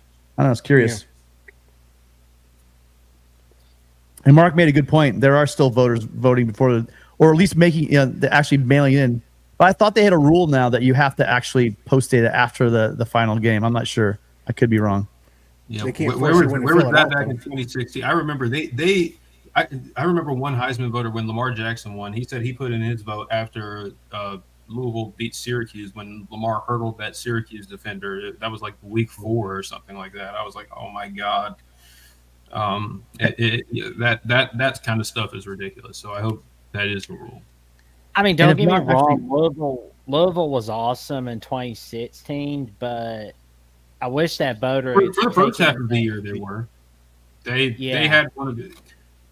Oh, they fell apart against And Houston listen, and that Kentucky. Louisville team wasn't amazing outside of Lamar, so don't get me wrong, but they had one of the worst finishes I've ever seen for a team that had a Heisman. And Lamar himself had one of the worst second halves to a Heisman season I've ever seen. I will die on that hill. I think Deshaun Watson should have won the Heisman that year, but I think it is what it is. I think a lot of I'm ballots are obviously filled biased. out at. I think a lot of the ballots were filled out after that Florida State game. Yeah, Like that the too. first, well, I Three. will rephrase that first half was awesome, but that second half was disastrous. Yeah, 'Cause they it lost was, to they got blown out by Houston. They did beat Kentucky, but they lost to LSU in the bowl game. They did not. Houston was disappointing in 2016 that time. Yeah, they had that big win over Oklahoma, but they were falling apart against other teams. But they did fantastic against Louisville on Thursday night. Yeah, they did. But yeah, we did talk a little while ago about the Pac-12. Is the Pac-12 the best conference? Well, 18-3 in non-conference play says it all so far. Yeah, like I said, if you go on overall record, that's really impressive, right? To do that. Yeah, but I just fall back on who have they won? How they beaten? USC's going to get a chance with Notre Dame. I don't know if there's any more big games. Ben, any big games coming up in the Pac-12 besides that Notre Dame game? Well, there is going to be Washington, Michigan State. I guess that somewhat counts as a big game. No, that's not on a national scale. That even with before Tucker had his issues, that's still not going to be a move the needle game. Yeah. It's not a FSU LSU type game. It's not a Texas Alabama type game. Yeah, Washington would have been favored by probably 14 at least. Well, Andy USC, I think is going to be 2 undefeated. Yeah. I don't know. Colorado. You said Colorado's going for the upset. So if that happens, then let's see. You'll have one loss. Well, the altitude, man. Look out. Yeah, and the altitude. Yeah. Yeah. Well, you're gonna see in the Pac-12 too, especially coming up. Like you say, we've got Colorado at Oregon, USC at Colorado. That could wreck Colorado's season completely and elevate both these teams. And then we got Oregon at Washington, USC at Oregon. There's just a lot of shit coming up, and we're going to find out how this works and how this plays out. Tonight we're getting a lot of great takes from the peanut gallery. So this Golden guy here, probably no bias whatsoever, can't figure out what Caleb Williams did last year to win the Heisman Trophy. He threw a. Watch your mouth. I was throwing the F-bomb on Mark's channel. He threw a crap ton of touchdowns and a lot of yardage. I mean, anybody that watched Caleb Williams play football last year realized that he was pretty good. That's why he won. Yeah, and he ran the ball, and he ran the ball very effectively, and he ran for a lot of yards too. So that also bolstered his stats. Earlier we talked about me moving the award to not a stat award, but how much you help your team. USC loses probably 2 or 3 of those games without Caleb Williams last year, which will help them to get to 11 wins. Yeah, I agree. That is agreeable. I actually, again, I'm agreeing with Tim for a second time tonight. We got to stop that, man. This is unbelievable. Yeah, this is unbelievable. They beat Utah with a healthy Caleb, that's for sure. That's true. Who do you think was a better quarterback last year? C.J. Stroud or Caleb Williams? Caleb. Nah, I think C.J. Stroud was. Caleb, but it's I'm going to go Caleb. Well, and listen, I'd love to hear why. If you switch situations, I think Caleb would have put up in that Ohio State offense. He could have done exactly what C.J. Stroud that's the reason. did. And Caleb I always thought C.J. Ohio State's defense wasn't great. Ohio State's defense wasn't amazing. He definitely did not have to shoulder the load as much as Caleb did. That's the key right there. Caleb just having to match team quick for point. Yeah. and I'm not a USC fan by any means, obviously. You're not, USC, Ben? USC sucks. But Caleb Williams had to fix the problems in the point margin for that defense last year a lot. Yeah. To give you guys an idea, Caleb Williams had 49 snaps and scored 49 points. There you go. That was yesterday. I'm saying that it was last year. It was Caleb until like Bo Nix got hurt and everything like that. It was the Caleb Williams show. It was the Caleb Williams show. 1 point per play. Yeah, that's pretty incredible. Actually, yeah, that'll win you a lot of football games. I would take CJ's arm over Caleb's arm, though. I wouldn't. What are you talking about? I would I not. don't know. You would take CJ's arm over Caleb's? I wouldn't. Yeah, I think he's one of the most accurate passes. I wouldn't. If Caleb Williams had Marvin Harrison Jr. and Emeka Boku and Justin Fleming, he'd put up completely Hey, stupid do we know numbers. that though? Because Yeah, we know that. I feel pretty okay? Hold on. confident What has in Marvin a Harrison Ryan done Day so far offense. this year? A Ryan Day offense with those receivers, and I think. Okay, then how come we haven't seen that translate to this year? Wait, am I missing? Did Stroud put up bigger numbers than Caleb last year? I'm missing that. He did. No, I think Caleb did. I'm talking about Right. So what are we talking about here? I'm just talking about his arm. I think he's a better pure passer than Caleb is. I don't think you want. Caleb's also a dual threat, so I mean, No, guys, hold on. That's a big myth. He's mobile, he's fast, he's athletic, but the dude has beyond arm talent. I don't know what. No. Did you not see that play where he picked up that bad snap and just flung it like just? Yeah, like I'm not disputing his arm talent. I'm not disputing his arm strength or arm talent. I'm saying he's a dual threat also. I just think CJ's is a little better. Oh, well, we're all entitled to our opinions. You've been knocking out of the park today, so maybe you're right on this one. I don't even think it's a debate, to be honest. CJ's got. I'm sorry. Caleb's got the better arm. I think. Caleb is like. Okay. I'm not going to say he's Patrick Mahomes, but he has that level of arm talent. Like, as the Dave Valensky here, you forgot my super chat. No, we didn't touch upon it too much though, unfortunately. But it was back up here. Yeah, we've hit all the super chats. Yeah. As a Minnesota fan, I absolutely love those Wisconsin losses, or when Wisconsin loses. Yes, I don't doubt that. Of course, Wisconsin and Minnesota have their rivalry, and I picked Washington State myself to beat Wisconsin again, and they did. So I don't blame you for that. We didn't miss it. We put it up. We just didn't comment on it. The panel here was in their hissy fit mode, talking about other topics. Except for Mike. Mike and Spaz were being very quiet in Jackson. It was mostly Tim. It was mostly Tim and Go Blue over here. Stephen Cherry says Clemson fan hating on Stroud. Shocking. What does a Clemson fan have against CJ Stroud? I don't have anything against CJ Stroud. I just think Caleb Williams is better. Ohio State beat Clemson. I think CJ Stroud was a great quarterback. He is a great quarterback. I just don't think he's better than Caleb Williams. Like, what does being a Clemson fan have to do with it? Yeah, he's not hating. He's not hating. CJ Stroud never played Clemson. I don't care. I don't have anything against him. Well, I want to make sure I point out that we appreciate everyone's super chats, and we're always going to highlight them.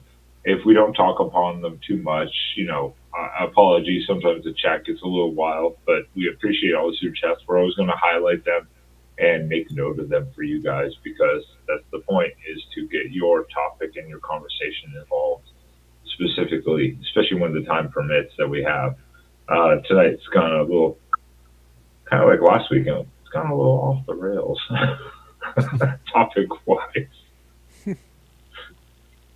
Just a little bit. Yeah, I was wondering. But we appreciate you, Dave. We appreciate you. We appreciate you, Dave.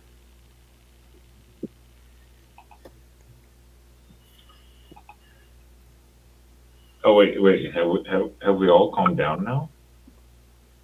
Hey, you gotta spice it up, man. That's what makes a panel fun. You gotta be able to spice it Somebody make up. another hot take so we can argue again. Let's do it. I don't even think that's a hot take to say that CJ Stroud is a better arm than. I don't even think that's a hot take. Okay. Well, we'll write Don't you up. start that again. You know what I'm gonna start I'll- doing? I'm just gonna start blanketly agreeing with Go Blue, no matter how ridiculous his comments are. That way, we can move the show along. So just so you guys know, Michigan has never played a player. Stroud's a better quarterback, and USC's losing to Colorado. So just so you know, those are the hot takes of the night. Well, two of those are normal takes. One of them's a hot take. I'll say that. DJU wins the Heisman. Well, if that happens, that would make my day. That would make my entire year. That would be great. Or prove every Clemson fan wrong. Like I say, so We you're can not bitter. We prove every Clemson fan wrong. Look, there is not consensus in the Clemson fan base on DJ. Trust me, there are Clemson fans that defended DJ to the death and still defend him, and there are others that were like, he sucked, he was terrible. And I mean, I'm more of a it was more of in between. DJ was bad at times, but he was also in a system that didn't benefit and accentuate his skill sets, and at a time where Clemson offensively was not in particularly great shape. So there are a lot of reasons why DJ wasn't successful at Clemson. It wasn't just him. He has a part in it, but there were a lot of other factors as well. So I'm happy to see him, doing well. I have nothing against DJ. I think he's a great guy, great representative of Clemson too. Just humble, quiet, never he never blamed pointed fingers or blamed other people while he was here. So I mean, is what it is. It just didn't work out. This isn't a master's paper, Jordan. You don't have to use like 100 words in every response. So I just wanted to raise Tim's blood pressure here from Stephen Cherry, who appears to be an Ohio State fan. Yeah. Caleb bias on the panel is out of control. Hasn't even been to the playoffs yet. Dude, I'm an Oregon fan. I hate USC. And I'm complimenting Caleb. Well, that conversation Here's came what with I'll some say. CJ Stroud. Some fans, and some fan bases just can't get past their own quarterback. What can you do? Well, here's what I'll say. CJ has played two of the best defenses in college football the past 2 years, and let me say, he looked pretty good. So, He did lose. He did lose to Oregon. And I will remind you that what was that? His second start of his career. I mean, he lost to Oregon. Okay. At home. Last year against Michigan, he scored 3 points in the second half. that's the So, offense. He still Strike put up, three right 400 there. yards. He still put up 400 yards pass. 3 points. That's the offense, bro. CJ had a great individual. Like his game against Georgia was great. That don't get me wrong, but I still don't feel. I still don't feel like that puts him over Caleb as far as the talent and all of that. Yes. Oh no, Caleb's a better overall quarterback. I ain't saying that. Has he been to the playoffs yet? Yeah, that has nothing to do with it. That's a team accomplishment. I mean, let me ask Spaz right now. He's the other Oregon fan here. Caleb was the Heisman winner last year. I think clearly for what he did to compensate also for the defense in ways. Well, I think you would agree. Now we may disagree, but I think you would agree with that.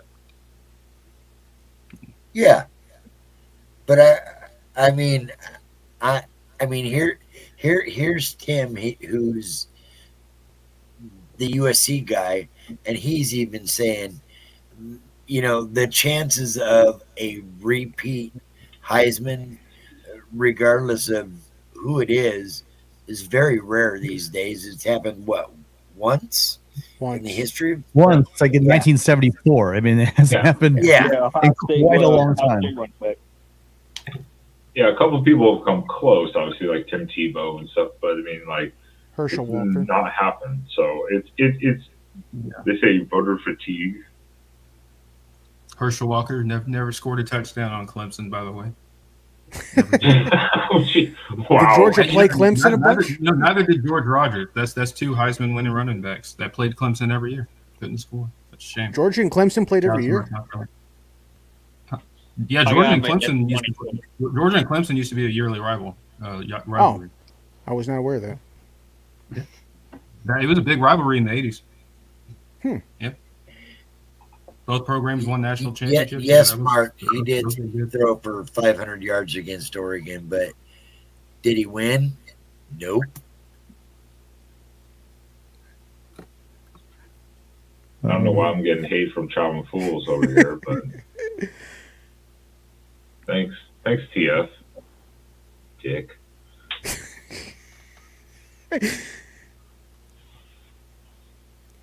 Mark is messaging in the chat, so apparently he don't care about my language. Keeping it pretty mild tonight. So Ben, I had one thing I wanted to bring up tonight, and I wanted to ask Tim's opinion of this. It is because I saw today that ESPN had decided that they're going to go to Boulder next week. Why would they go to Boulder next week and instead not come the following week to Eugene, or the week after that back to Boulder versus Colorado SC? That makes no sense to me. Well, what other games are playing those weeks? Usually, they're just chasing ratings, and people are falling for this parlor trick that the Buffalo are going to the playoffs. I mean, I don't know what to tell you. You know, see, here's the thing. Here's the problem. There's also a lot of hate. Like, I've been called out for being a hater. Yeah, I like Deion Sanders. I think he's done. I don't agree with everything he's done or some of the things he said, but I'm pulling for Colorado. Most of the stuff I do on here a lot of time is tongue in cheek. I would love to see him successful. I don't think it's going to happen as a situation, and so I think they want to cash in on it before they start losing.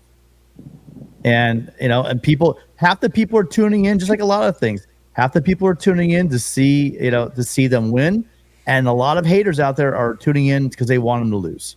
Let's just face it. That's America. Yeah, Well, I just thought week 4 would have been a better matchup because the only other real game you got, I think, week 4 is the Notre Dame Ohio State game, which is NBC covered anyways. So it's not like ESPN's going to be there or be able to cover that game. Yeah, it comes down to eyeballs, right? They're going to go after the top. Yeah, Doesn't that's an play interesting. Oregon Well, I'll and be USC back to back? Yep. Yes. Well, that's an interesting point too. Is that to say that so Colorado goes, of course, Colorado wins this week, Oregon wins this week. You could be talking number 10 versus 15. That'd be a pretty good matchup. Come week 4. I don't know if Mark is trolling right now, or if this is someone else. Tim or Jordan, stop posting to Mark if it's not. CJ Stroud didn't play defense versus Oregon. No, he didn't, but he faced the Oregon defense and he lost. But he did watch Oregon run left for about a whole quarter to win that game. Oregon run for like 300 yards in that game. Mark, remember the third quarter, like 1 minute in for the 77-yard touchdown run? Yeah. Run left against Ohio State. That worked that year a lot, really well. Thanks, Mark. Hey, I'll tell you what. Mark's going to text me and be like, you're fired. If Deion Sanders wins back-to-back games versus Oregon and USC, which ain't going to happen, it's not going to happen, don't get me wrong. But if he pulls it off, oh, man. It's going to get crazy. If he pulls that off, me and Tim will probably both be, I don't know. You may not see us for a month. Oh, you'll see me. I mean, where am I going to go? Right? It's just what. First off, some guy said what was it earlier? I can't remember. I posted it. If Colorado wins, are you going to come on and do an apology show? Why do people have to come on and apologize for their guests on a football game? I'm not too sure about, but it would be truly one of the most amazing, shocking upsets around if they beat Oregon or USC in these upcoming games, period. I would agree with that. I mean, Jackson is here tonight, and I bet his prediction was Alabama by 4 to 8 points. Hey, I'm the only one that had an excuse not to show up. I mean, my team lost to Duke by 21 points. I had Bama winning 38 and I showed up. So it is what it is. But your team also has 2 national championships in the past 10 years. So on this panel, None of us are that lucky. Was that Sorry, Jackson? Sorry, Jackson. I missed you up there. Well, I mean, Jackson's got 6 of them boys in the last 15 years. Yeah, that's. But Jackson, you had Alabama winning by what? I had Bama winning by 4. I had them winning 38-34. It's always funny. Every time I see Bama lose, I get the exact points right for the opponent, but I don't get it right with my team. It happens to me for some reason. Because, I mean, like last year, I had Bama LSU being a tight game, but then LSU won in overtime. They won 32-31, but I had Bama beating them 31-28. So that's the funny part. Your predictions are close, at least. Unlike I had yesterday. Well, I'm 80% straight up from week 1, but I'll have to count for my week 2. Spaz, I'll send you the stats tomorrow when I have them ready. Okay. When is USC's first test? Oregon.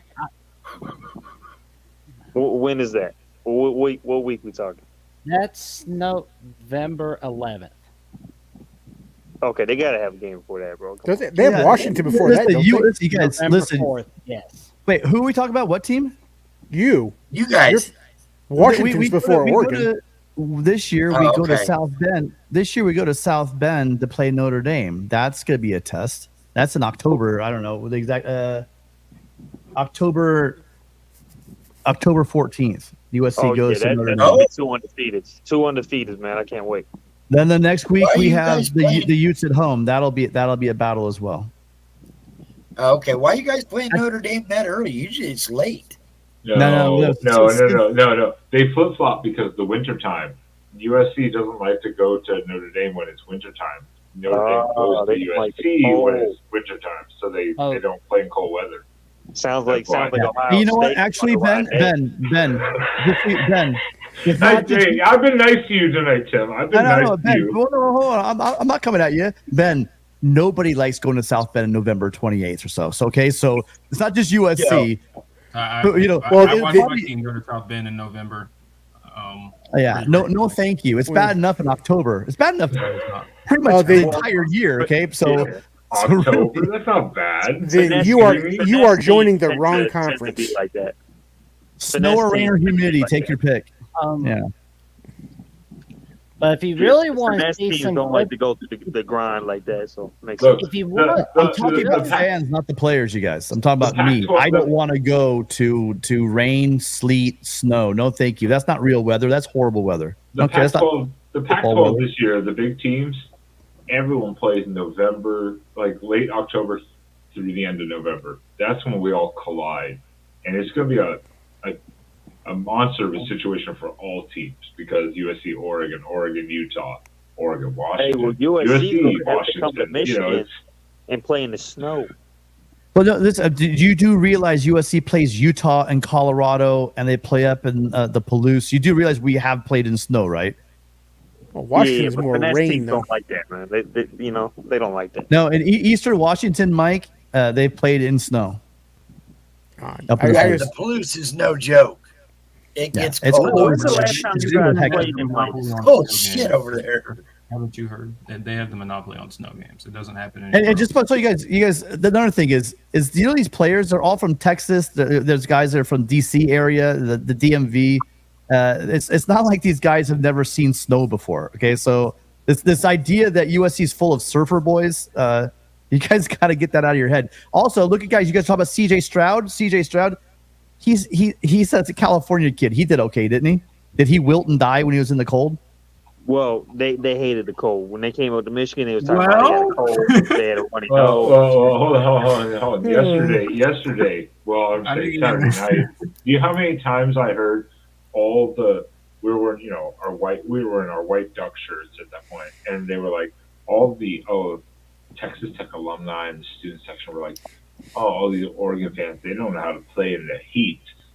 And it's like, dude, a lot of the rosters from Texas. And I live in Houston. And I'm like, Houston was hotter than Lubbock was. Lubbock was beautiful weather. It was warm, but it was great weather. It's hotter in Houston than Lubbock, and I lived an hour south of Lubbock for like a year and a half. Oh I dear mean, God, don't get me get out started. of here with this nonsense. They don't know what they're talking about sometimes. Houston So is a no tough offense, Go state. Blue, but people live all over the place and move, so they're used to Hey, stuff. all I know is I've heard Ohio State from the top down complain about playing in the weather and wanting to play in the dome. So I'm just saying. Well, I will Peace. say, as Mark said right there before that comment changed, get your YouTube membership. Come on, everyone, join the Voice of And College Football on also, YouTube here. Get that membership going. exact. And also, if you want some really awesome predictions, go to Mark Roger patreon.com/MarkRogersTV. And what you will see is that he is 27-14 against the spread, 31-10 money line. I must say that is a fantastic record. If you want a fantastic record like that, tune in to the patreon.com/MarkRogersTV. I mean, if you didn't know already, I mean, Mark knows ball, so I mean that's about all the And that endorsements record you speaks for need. itself, right, Jordan? Yeah, You don't there pick you go. like that if you don't know football. So, Yeah, and just Yeah. really quickly, especially not knowing football, Stephen Cherry, listen, listening comprehension is a good thing in life. Okay, I said that Stroud is from California. How was that claiming Stroud? I'm not really following your logic, but let us know in the chat if you figure that out. Oh, shout out, Traveling Fools! Look at traveling this. He's leading fools. the way already. New YouTube member, Traveling Yo, yo, Fools. yo. All Make sure right. make sure you Welcome aboard. email Mark. Make sure you email Mark because with the YouTube membership, you apparently also are invited to the Discord to then join this private panel that we have every Sunday night during the regular season. So please email Mark at the email in the description below, markrogerstv@gmail.com, and he will send you the link to join us. So thank you, Travel Fools. We appreciate that There you a go, lot. man. And yes, as Mark just said here, where to go? There it is. Bring that radio voice. Oh, yeah. All right, almost 11 o'clock. I think we're Oh, it's almost one for me. It's Oh, one here. yeah, there's almost one here. I mean, come on, man. It's almost 2 o'clock for me. I just got back from Lubbock. I just got back from Lubbock today. Ho ho! Look at Traveling Fools making everybody a member now. he's making it There we rain. go. There Oh we my go. goodness! Whoa! Oh, wait. What am I missing here? Hold on. I can't We see can't it. Look host at all them. these wicked trucks. Yeah, I can't Oh see my- it. I can't see It it in doesn't. the It doesn't. StreamYard. The TF it doesn't let us post it, but you have thank to you. go to the actual, you have to go to the actual YouTube stream. Yeah, But I'm not on it right now, but hey, yeah. Man, look at all these people. Oh my God, Dave. Hey, Was gifted when Joe, Hummus Hero, Hey, Harris, it Tim was Armstrong. me and Tim making it spicy that caused that, man.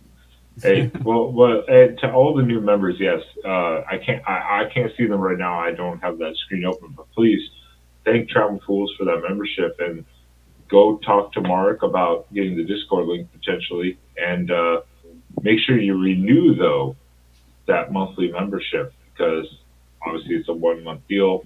Then it has to be renewed. So please go ahead and make sure you continue that because it's a small amount and you get a lot of bonus features with it. And you can even join in here with the panel and talk nonsense like we have. Unlike Mike, who's been very quiet, and Jackson, because they're like, nah.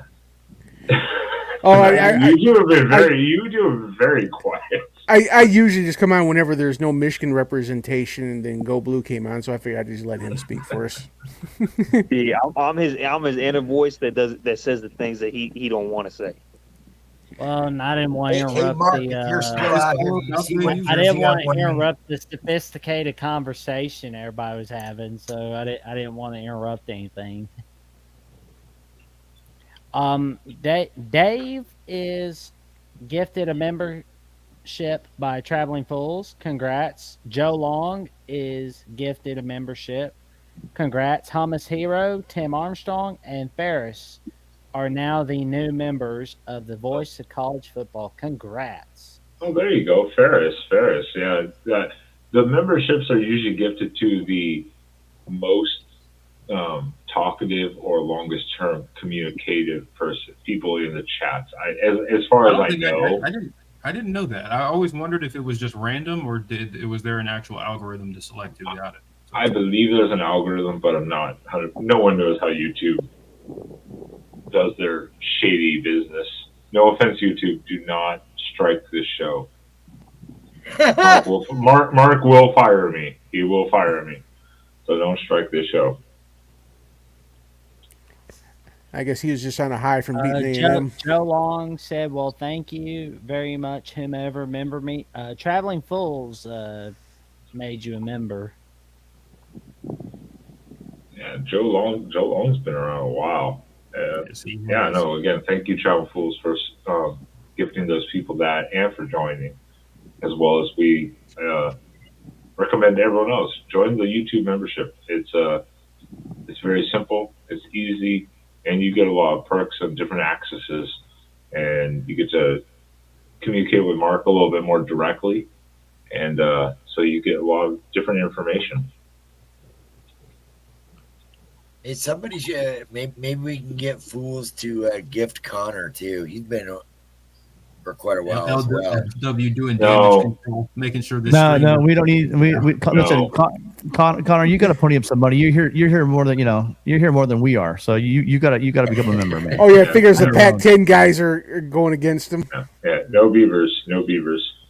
Well, hey man, I just want to welcome all you guys to the Big Ten. It's gonna be great. Not Connor. Not you, Connor. Not you. Poor Connor. That was truly cruel. I can't believe you did there. Poor Connor. That was George Foreman low on that one. Yeah, that was Way below the belt. that was a low blow. That was a low blow. Hey, Michigan, when was or Blue, whoever you are, when was the last time Michigan won a Heisman? I believe it was Desmond Howard, wasn't it? Yeah, 97.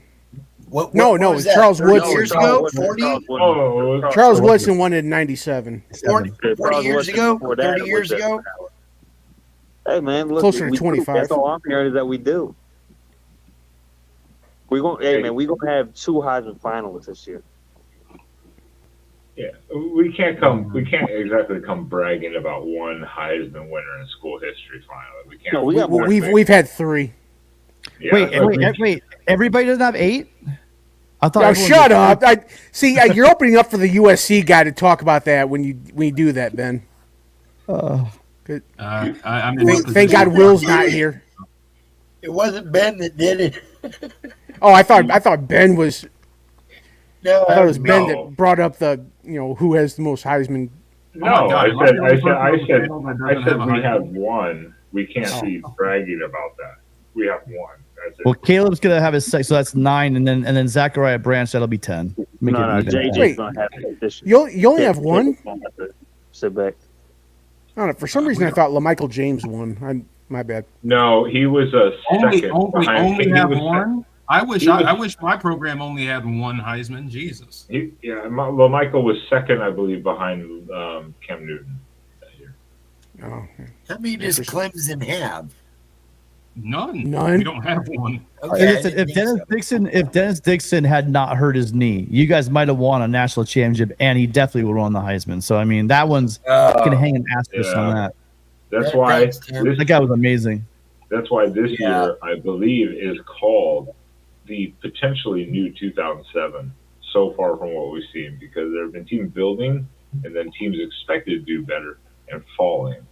And Dave Valensky, once again, a super chat. That was not my super chat. I was talking about it was about prime time and how he treats the media. That's one incident. We don't know the story behind it. I'm not defending it. I thought it was on the service level. It was Bush League. It's a little bit look at me kind of, but it's one comment. You name me one head coach that doesn't have that moment where they look like an ass in front of a podium. I mean, they all do it. There it is. I don't know where this disappeared to. I apologize, Dave. It got buried in this list of stuff. I apologize. Yeah, how long would think the University of Colorado turns on Prime once he starts losing the way he treats the media is a joke. Yeah, no, I think it's confidence. That's just his nature. He's a guy who comes out and says what he wants to say. I mean, And then sorry, Mike. Wasn't he kind of standoffish before he got to Colorado? I mean, because here's I the think thing. people care Here's too the much about thing. this type of stuff, man. Here's the thing. He's gonna win. He's doubled everyone's expectations here. What he did blew everybody away. And anyone's gonna not bet on that guy. I think you're not thinking straight. So if you're in the Denver / Boulder media market and you want to make an enemy of him, you're probably making the wrong call, because he's gonna have a good season this year and he's gonna follow it up. You guys watch him. You thought this season the portal.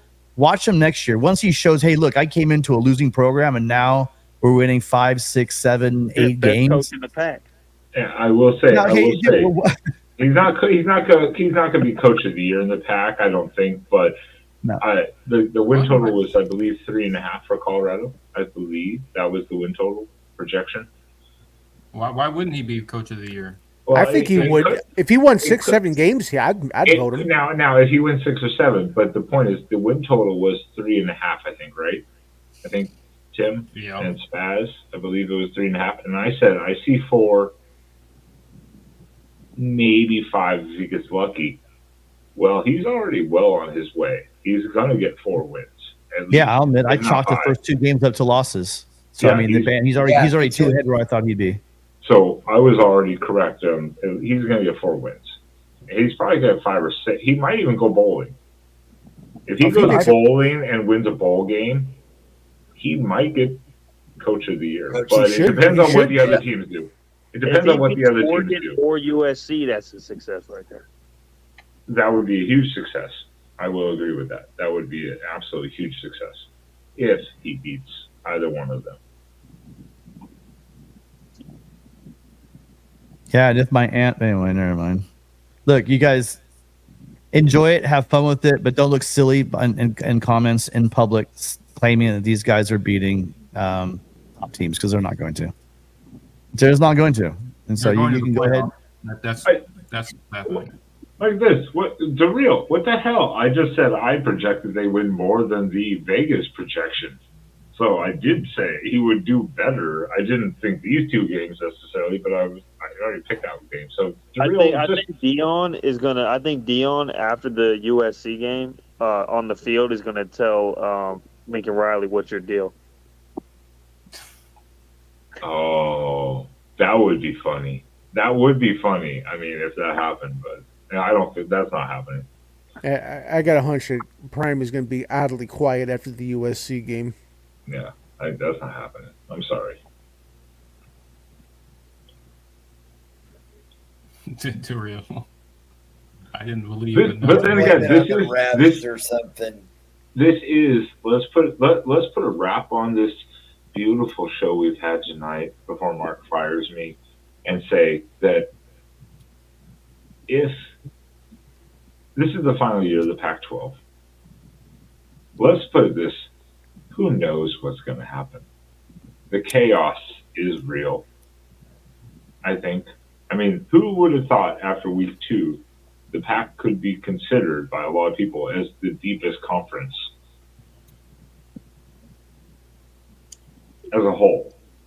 That's ridiculous because of how top heavy we've been for multiple years. So to come out the way we have in the final year, we're going to go out with a bang. And even poor Connor here. Beaver. That doesn't work. I don't like that. It's not quack, quack. It's not quack, quack, quack. Beaver. It shows up as boxes on my screen. USC plays Oregon State, don't they? No. Oregon State and USC don't play this year. Yeah, they skipped this year. That would have been a good one. I'm wondering what's going to happen to the Civil War and the Apple Cup. I think the Apple Cup, I was looking at the schedules for the future non-conference. I'm looking at Washington State. I think they'll be able to play a little more, but Oregon State, I'm not sure. Yeah, they want to. Both teams want to keep that rivalry together, but that's it. It depends on scheduling coming up because they do it Well, so far Big in Ten advance. But said I don't see why we couldn't, like Right. USC Notre Dame does. I don't see why we couldn't keep that as a non-con game. Big Ten says They they got- see no issue in at least the Apple Cup continuing. They did say that last Oklahoma- week. Oklahoma State, take a lesson from Oregon State. They want to play each other. You Yeah, two should. I don't see why we couldn't do that. I mean, Right. but the powers that Why be not? are Alabama out of the plays pants. non-conference games in Week 10 every year. Not by me, that's for sure. Yeah, the powers that be are not fans. They do what they do for reasons. USC, Notre Dame being, brings money, obviously. Oregon State won't, but I mean, I do hope that the final situation is that we continue it because, it's important. We're like 50 miles apart from each other, the stadiums, it's like, why wouldn't you keep up that tradition? But You already have Washington, right? Your other rival, and then you could clearly keep them as your non-con. So I think it's solid. I think you owe it to it. Hell, the legislature might even, knowing government these days, they might force you to. So who knows the way things go in college football. Yep. that would be something I would actually say for once in my life. I hope government says, the state of Oregon at least says, you got to do this. They wouldn't be the first. I would actually approve of that. I don't think they have any governorship over that type of thing, but now we're getting to a whole different spectrum of unknowns. But I hope they do. I really hope they. It would be like if Alabama and Auburn went to different conferences, or one left. That's one state I know. Alabama and Auburn didn't play each other until the Alabama legislature said you don't get any money until you play. Well, that's what I mean. The point is now if they tried to split, they would be like, no, you can't do that. I know that you want to keep it going, but let's ask Connor. Connor, do you want it to keep going? Oh wait, no, he does not. Don't ask Connor. Ask Connor. Why don't I ask Clint? Clint seems the more knowledgeable beaver. I was going to use another word, but I think No, they we're might have not only playing at research, Clint. Or no, they will. When do you play Oregon State? Last game of the year, always. Yeah, I think Oregon State gonna get that. All the Pac-12 rivalries are last because I think Apple Cup is last game. I think Territorial Cup is last game. Yeah, Apple Cup. I'm not sure why you want to change when the games play, but yeah. Yeah, I think the Territorial Cup is too. Well, USC UCLA changes every year, I think, right, Tim? Depending if we're playing in South Bend or if we're playing at the Coliseum. If we're at the Coliseum, Notre Dame would be the last game. So they're missing the snow and the weather, the winter weather and stuff. They scared of that snow, man. They scared. Tim, do we want to make it a 20-team league and bring the little Beavers and Cougars along with us? No. Nah, we good, man. Well, yeah. I'll tell you what, though, listen, Oregon State would beat many teams in the Big Ten. Many, especially this year. Oh yeah, I agree. There are some. If you want to talk about programs, well, I mean, we just watched Washington State beat Wisconsin. So before we talk, right? So I mean, these are they're both solid programs. During the 2000s with Pete Carroll, it wasn't the Big Ten beat. The Big Ten couldn't beat Pete Carroll, but those guys sure did. So, yeah, I would love the Big Ten to just say, you know what, you two are out there. We didn't get Stanford and Cal because the ACC was stupid and took them for some reason. So, you know what, we'll get our West Coast division. We'll just pick up the Cougs and the Bees, and I bet they would take it for like Oregon and Washington at the discount, the full discount. but that would complete a full Western Division, where now the teams are not even traveling as much. Look, Michigan, Penn State, and Ohio State are going to be beating up on USC and Oregon for years. I don't think we really want to start beating up on Here we go. Oh, there we go. Yeah, there I it is. don't have to respond to that because people just go to the internet and watch the USC smoked Michigan for I don't know how many years. So just stop, dude, please. Yeah, back in the day. Yeah, we don't Well, have Back in the day when you guys actually won national championships. I mean, we can go all day with this if you want. I think any Big Ten fan here, Big Ten, like legitimate Big Ten fan. I'm not saying like Tim, Spaz, me, in the sense of newcomers, but I think you could ask Jackson and Jordan. Taking Wazoo and Oregon State would make complete sense for the Big Ten at the discount rate because it completes a Western Division on the West Coast for travel purposes. Whereas now Clemson gets to go travel to Stanford. Enjoy that crap, Clemson. You know. Yeah, well, you know what? I think we've played Stanford one time. I think we're 1-0. But we owe them payback for the 2015 men's soccer national championship. So that would be great to get to go and beat them. But yeah, and Cal, we owe an ass whooping for the Hall of Fame Bowl back in. Or was that the Hall of Fame Bowl or was that the what was the game we went out west and they beat us like 37-30. It was what was that bowl game? I think it was the Hall of Fame Bowl, but they beat us like 37-13 or something like that. That's the only time we played Cal, so we owe them for that one too. So wait, so Ben, you'd have the discount Ducks, the half off Huskies. We're gonna add the clearance Cougars. And what's one for B? I don't know for the Beavers. Oh. The budget Beavers. There you the go. Budget Beavers. There you go. The Budget Beavers. That's a good one. That's a good one. We can have the full family come over for half off, and then it can be great for everybody. Yeah, I like all those names. I agree. Those are all very, very funny. But it makes perfect sense financially and travel wise for all the teams, also for all the other sports. You know, go have fun in the loser 12. That's a great place for you, Connor. So you're right. Really quickly, on a serious note, Traveling Fools, thank you again. This is the third. In addition to the 5, he's done another 3. He's done 3 more memberships, you guys. So thank you to Traveling Fools, and you guys. Next week I will probably see you guys. Maybe you could join on the panel. And then I don't have to be here. I'm definitely going to be on here after the Colorado beats USC game. That's going to be a great panel. Maybe we could put Go Blue back into the trolling chat, and we could bring someone that wants to talk football next week. What do you think? TF only showed up because the SEC is a disaster, and Jimbo Fisher still might be a 5-7 coach this year. That's the only reason he showed up. If they had lost to A&M, he wouldn't be on this pen. He wouldn't even shown up tonight. No offense, Travel Fools. Oh, yeah. I'm telling you, Miami looked good, top to bottom. Happy Miami got a win. Not just a win. They beat A&M pretty solid. They played a great game. And they look. Tyler Van Dymes looked like himself again. So I mean, it's ACC. You guys better watch out. They came to play this year. Well, don't worry, Super Mario will choke it just like he does every year.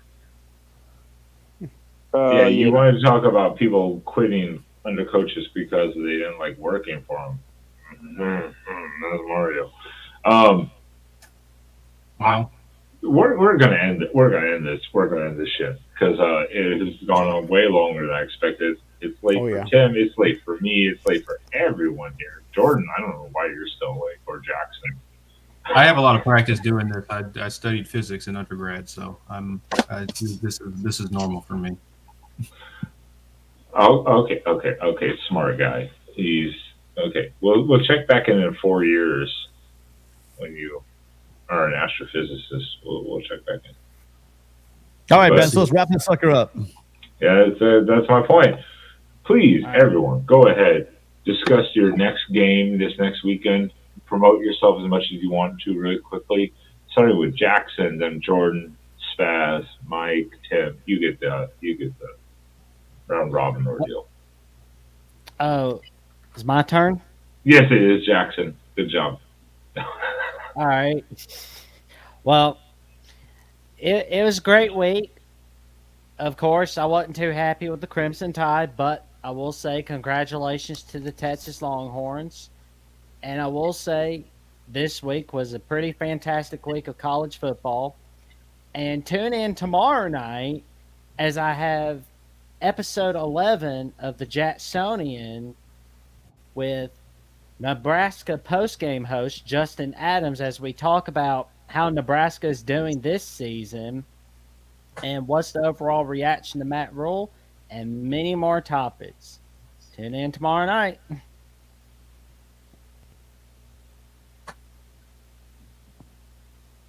What do you got, Jordan? Thank you guys for tuning in.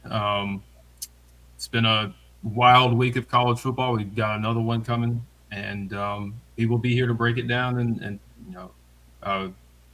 chalk it up with you guys. So we'll see you guys next Sunday. You got the Yeah, Clemson good post show, right? I got the what? Did you have you and Tiger Paul? When do you guys have your show? Oh yeah. I probably should plug the Oh, show. that. You see, this is 2 a.m. Jordan. My brain is mush right now. But yeah, if you want to hear more about Clemson, check out me and Tiger Paul Craven out on the Clemson Voice of College Football channel, the All In Show. We do pre-game, post-game shows every week. Our pre-game show for FAU is Thursday at 7 p.m. We go live every Thursday at 7 p.m. and then we also go live for the post-game shows after every Clemson game. So make sure you guys check those out as well and subscribe if you haven't. Spaz, you got this. You got this. You got this. Yeah, basically Rocky Classic on Twitter and Facebook and Instagram. And don't forget to join me, Ben, Derek, and Sean every Tuesday at 8 p.m. on the Voice of College Football as we talk about the upcoming game and recap the week before. Tuesday nights at 8 p.m. on Oregon Live, and Saturday evenings about 30 to 45 minutes unless Ben's trying to get to his hotel room 3 hours later for Oregon Live post game. So every Saturday night.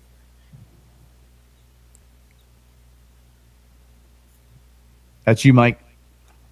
Yeah, well, this will be quick because I have no Instagram, no TikTok, no Facebook, no whatever you kids use. Yeah, I don't do all that, but yeah, we'll be playing Bowling Green, another sleepwalk game. We don't play anybody for a while, so. But if you want, you can watch Michigan just smack around another Ohio team and prepare for smacking around another Ohio team in November. But just want to thank everybody for having me. Thank everybody out in the chat for hanging out with us, and go Blue. USC has a bye this week, so probably makes it the toughest game we're going to have over the next 4 weeks. And then we'll be doing post-game shows. We'll be starting up again. We're against Arizona State in 2 weeks, September 23rd, with Tony, Rick, and myself. And then we also, on Wednesday, we have the Pac-12 show. Come join us for that if you want to troll the Pac-12 or you like the Pac-12. And tomorrow night, I'll be with Mark and Matt doing the Trojans live show. Come in there and tell me how Stroud's going to win the Heisman, and how somehow Colorado's going to beat USC or Oregon. Love to hear those conversations. Yeah, man. Hey, look, I'm off the grid as well, but here's what I'll say: we can't be stopped, man. JJ coming, just like Dion's coming. We can't be stopped, man. We got the best defense. We got the best defense this year. D line we looking like 2016 Bama defense right now. Yeah, I'm excited, man. I'm excited. I can't wait to watch that ND Ohio State game. I think ND's gonna win by multiple touchdowns. We playing Bowling Green. That's gonna be another workman-like performance. JJ's probably gonna throw another 90% completion game. Like, just does it in his sleep at this point. Yeah, I'm excited, man. Can't wait. Well, there we go. This has been another very eventful night of the College Football After Dark because no one has a censor on this show, and we love to get into random topics. I censored myself just now, so I did too. I did earlier because I knew took everything in my power. Mark would fire me if I didn't. Yeah. If I dropped an F bomb a couple times on his show, he would kill me. I would not hear the end of it. So again, thank you all for tuning in as usual to the Sunday After Dark show. A little later than normal. That's because I was getting back from Lubbock from that heart attack game we had last night. But 2-0, it's all we can't complain. As Spaz said, I'm sure he did. Please join us and me and Spaz on the Tuesday night Oregon Ducks live weekly show, as well as on the post-game shows for the Oregon games on the Oregon channel here on the Voice of College Football. Please hit that like and subscribe. Make sure you join the YouTube membership, and if possible, join the Patreon to get in the Discord with us. Join with us on this panel here and discuss weekly. Hey, don't forget to check out the merchandise. Merchandise is top notch. All right, top notch merchandise. Some of the best merchandise I've seen. You would have thought it was sold at some designer shop. Swear. There you go. Mike's promoting it heavy. There's not even a tab for that. I need to make sure that gets added in here. They got shoes. They got coffee cups. They got it all. Top notch, professional work. Check it out. And from other YouTubers like me. So you can check me out, Exploring with Ben on YouTube and Exploring with Ben and Sam here on YouTube. And gentlemen, once again, I appreciate all of you for taking the time to join in, talk to your teams. Jackson taking the bullet this week. It was a tough one, I'm sure. So appreciate you for taking that. Suck it up. You lost to a top 10 team. I saw it. It still sucks. It still sucks. Yeah, but we'll get some revenge on Texas. It's gonna be sweet. Trust me, if we lost to Texas Tech last night, I might not have done a show. I might have disappeared too. So, Clemson didn't exactly lose to a cellar dweller. Well, we lost to Duke by 21 points in something not. Have you ever lost basketball? So I'm not very happy. When's the last time you lost to Duke? That's the question. 2004. Okay. We didn't even have YouTube by that time. Well, yeah. There we go. This might be 2007 all over again. So I thank you, gentlemen, for joining in. Thank you to the chat. Thank you to everyone who joined in on the YouTube membership, Channel Fools, and for giving out some free memberships. We appreciate it a lot. Mark loves it a lot. Join us next Sunday. We will be here. Hit that notification bell, and we will see you. And just because I didn't do it last week, I forgot. In appreciation of Mark. Good night, everyone.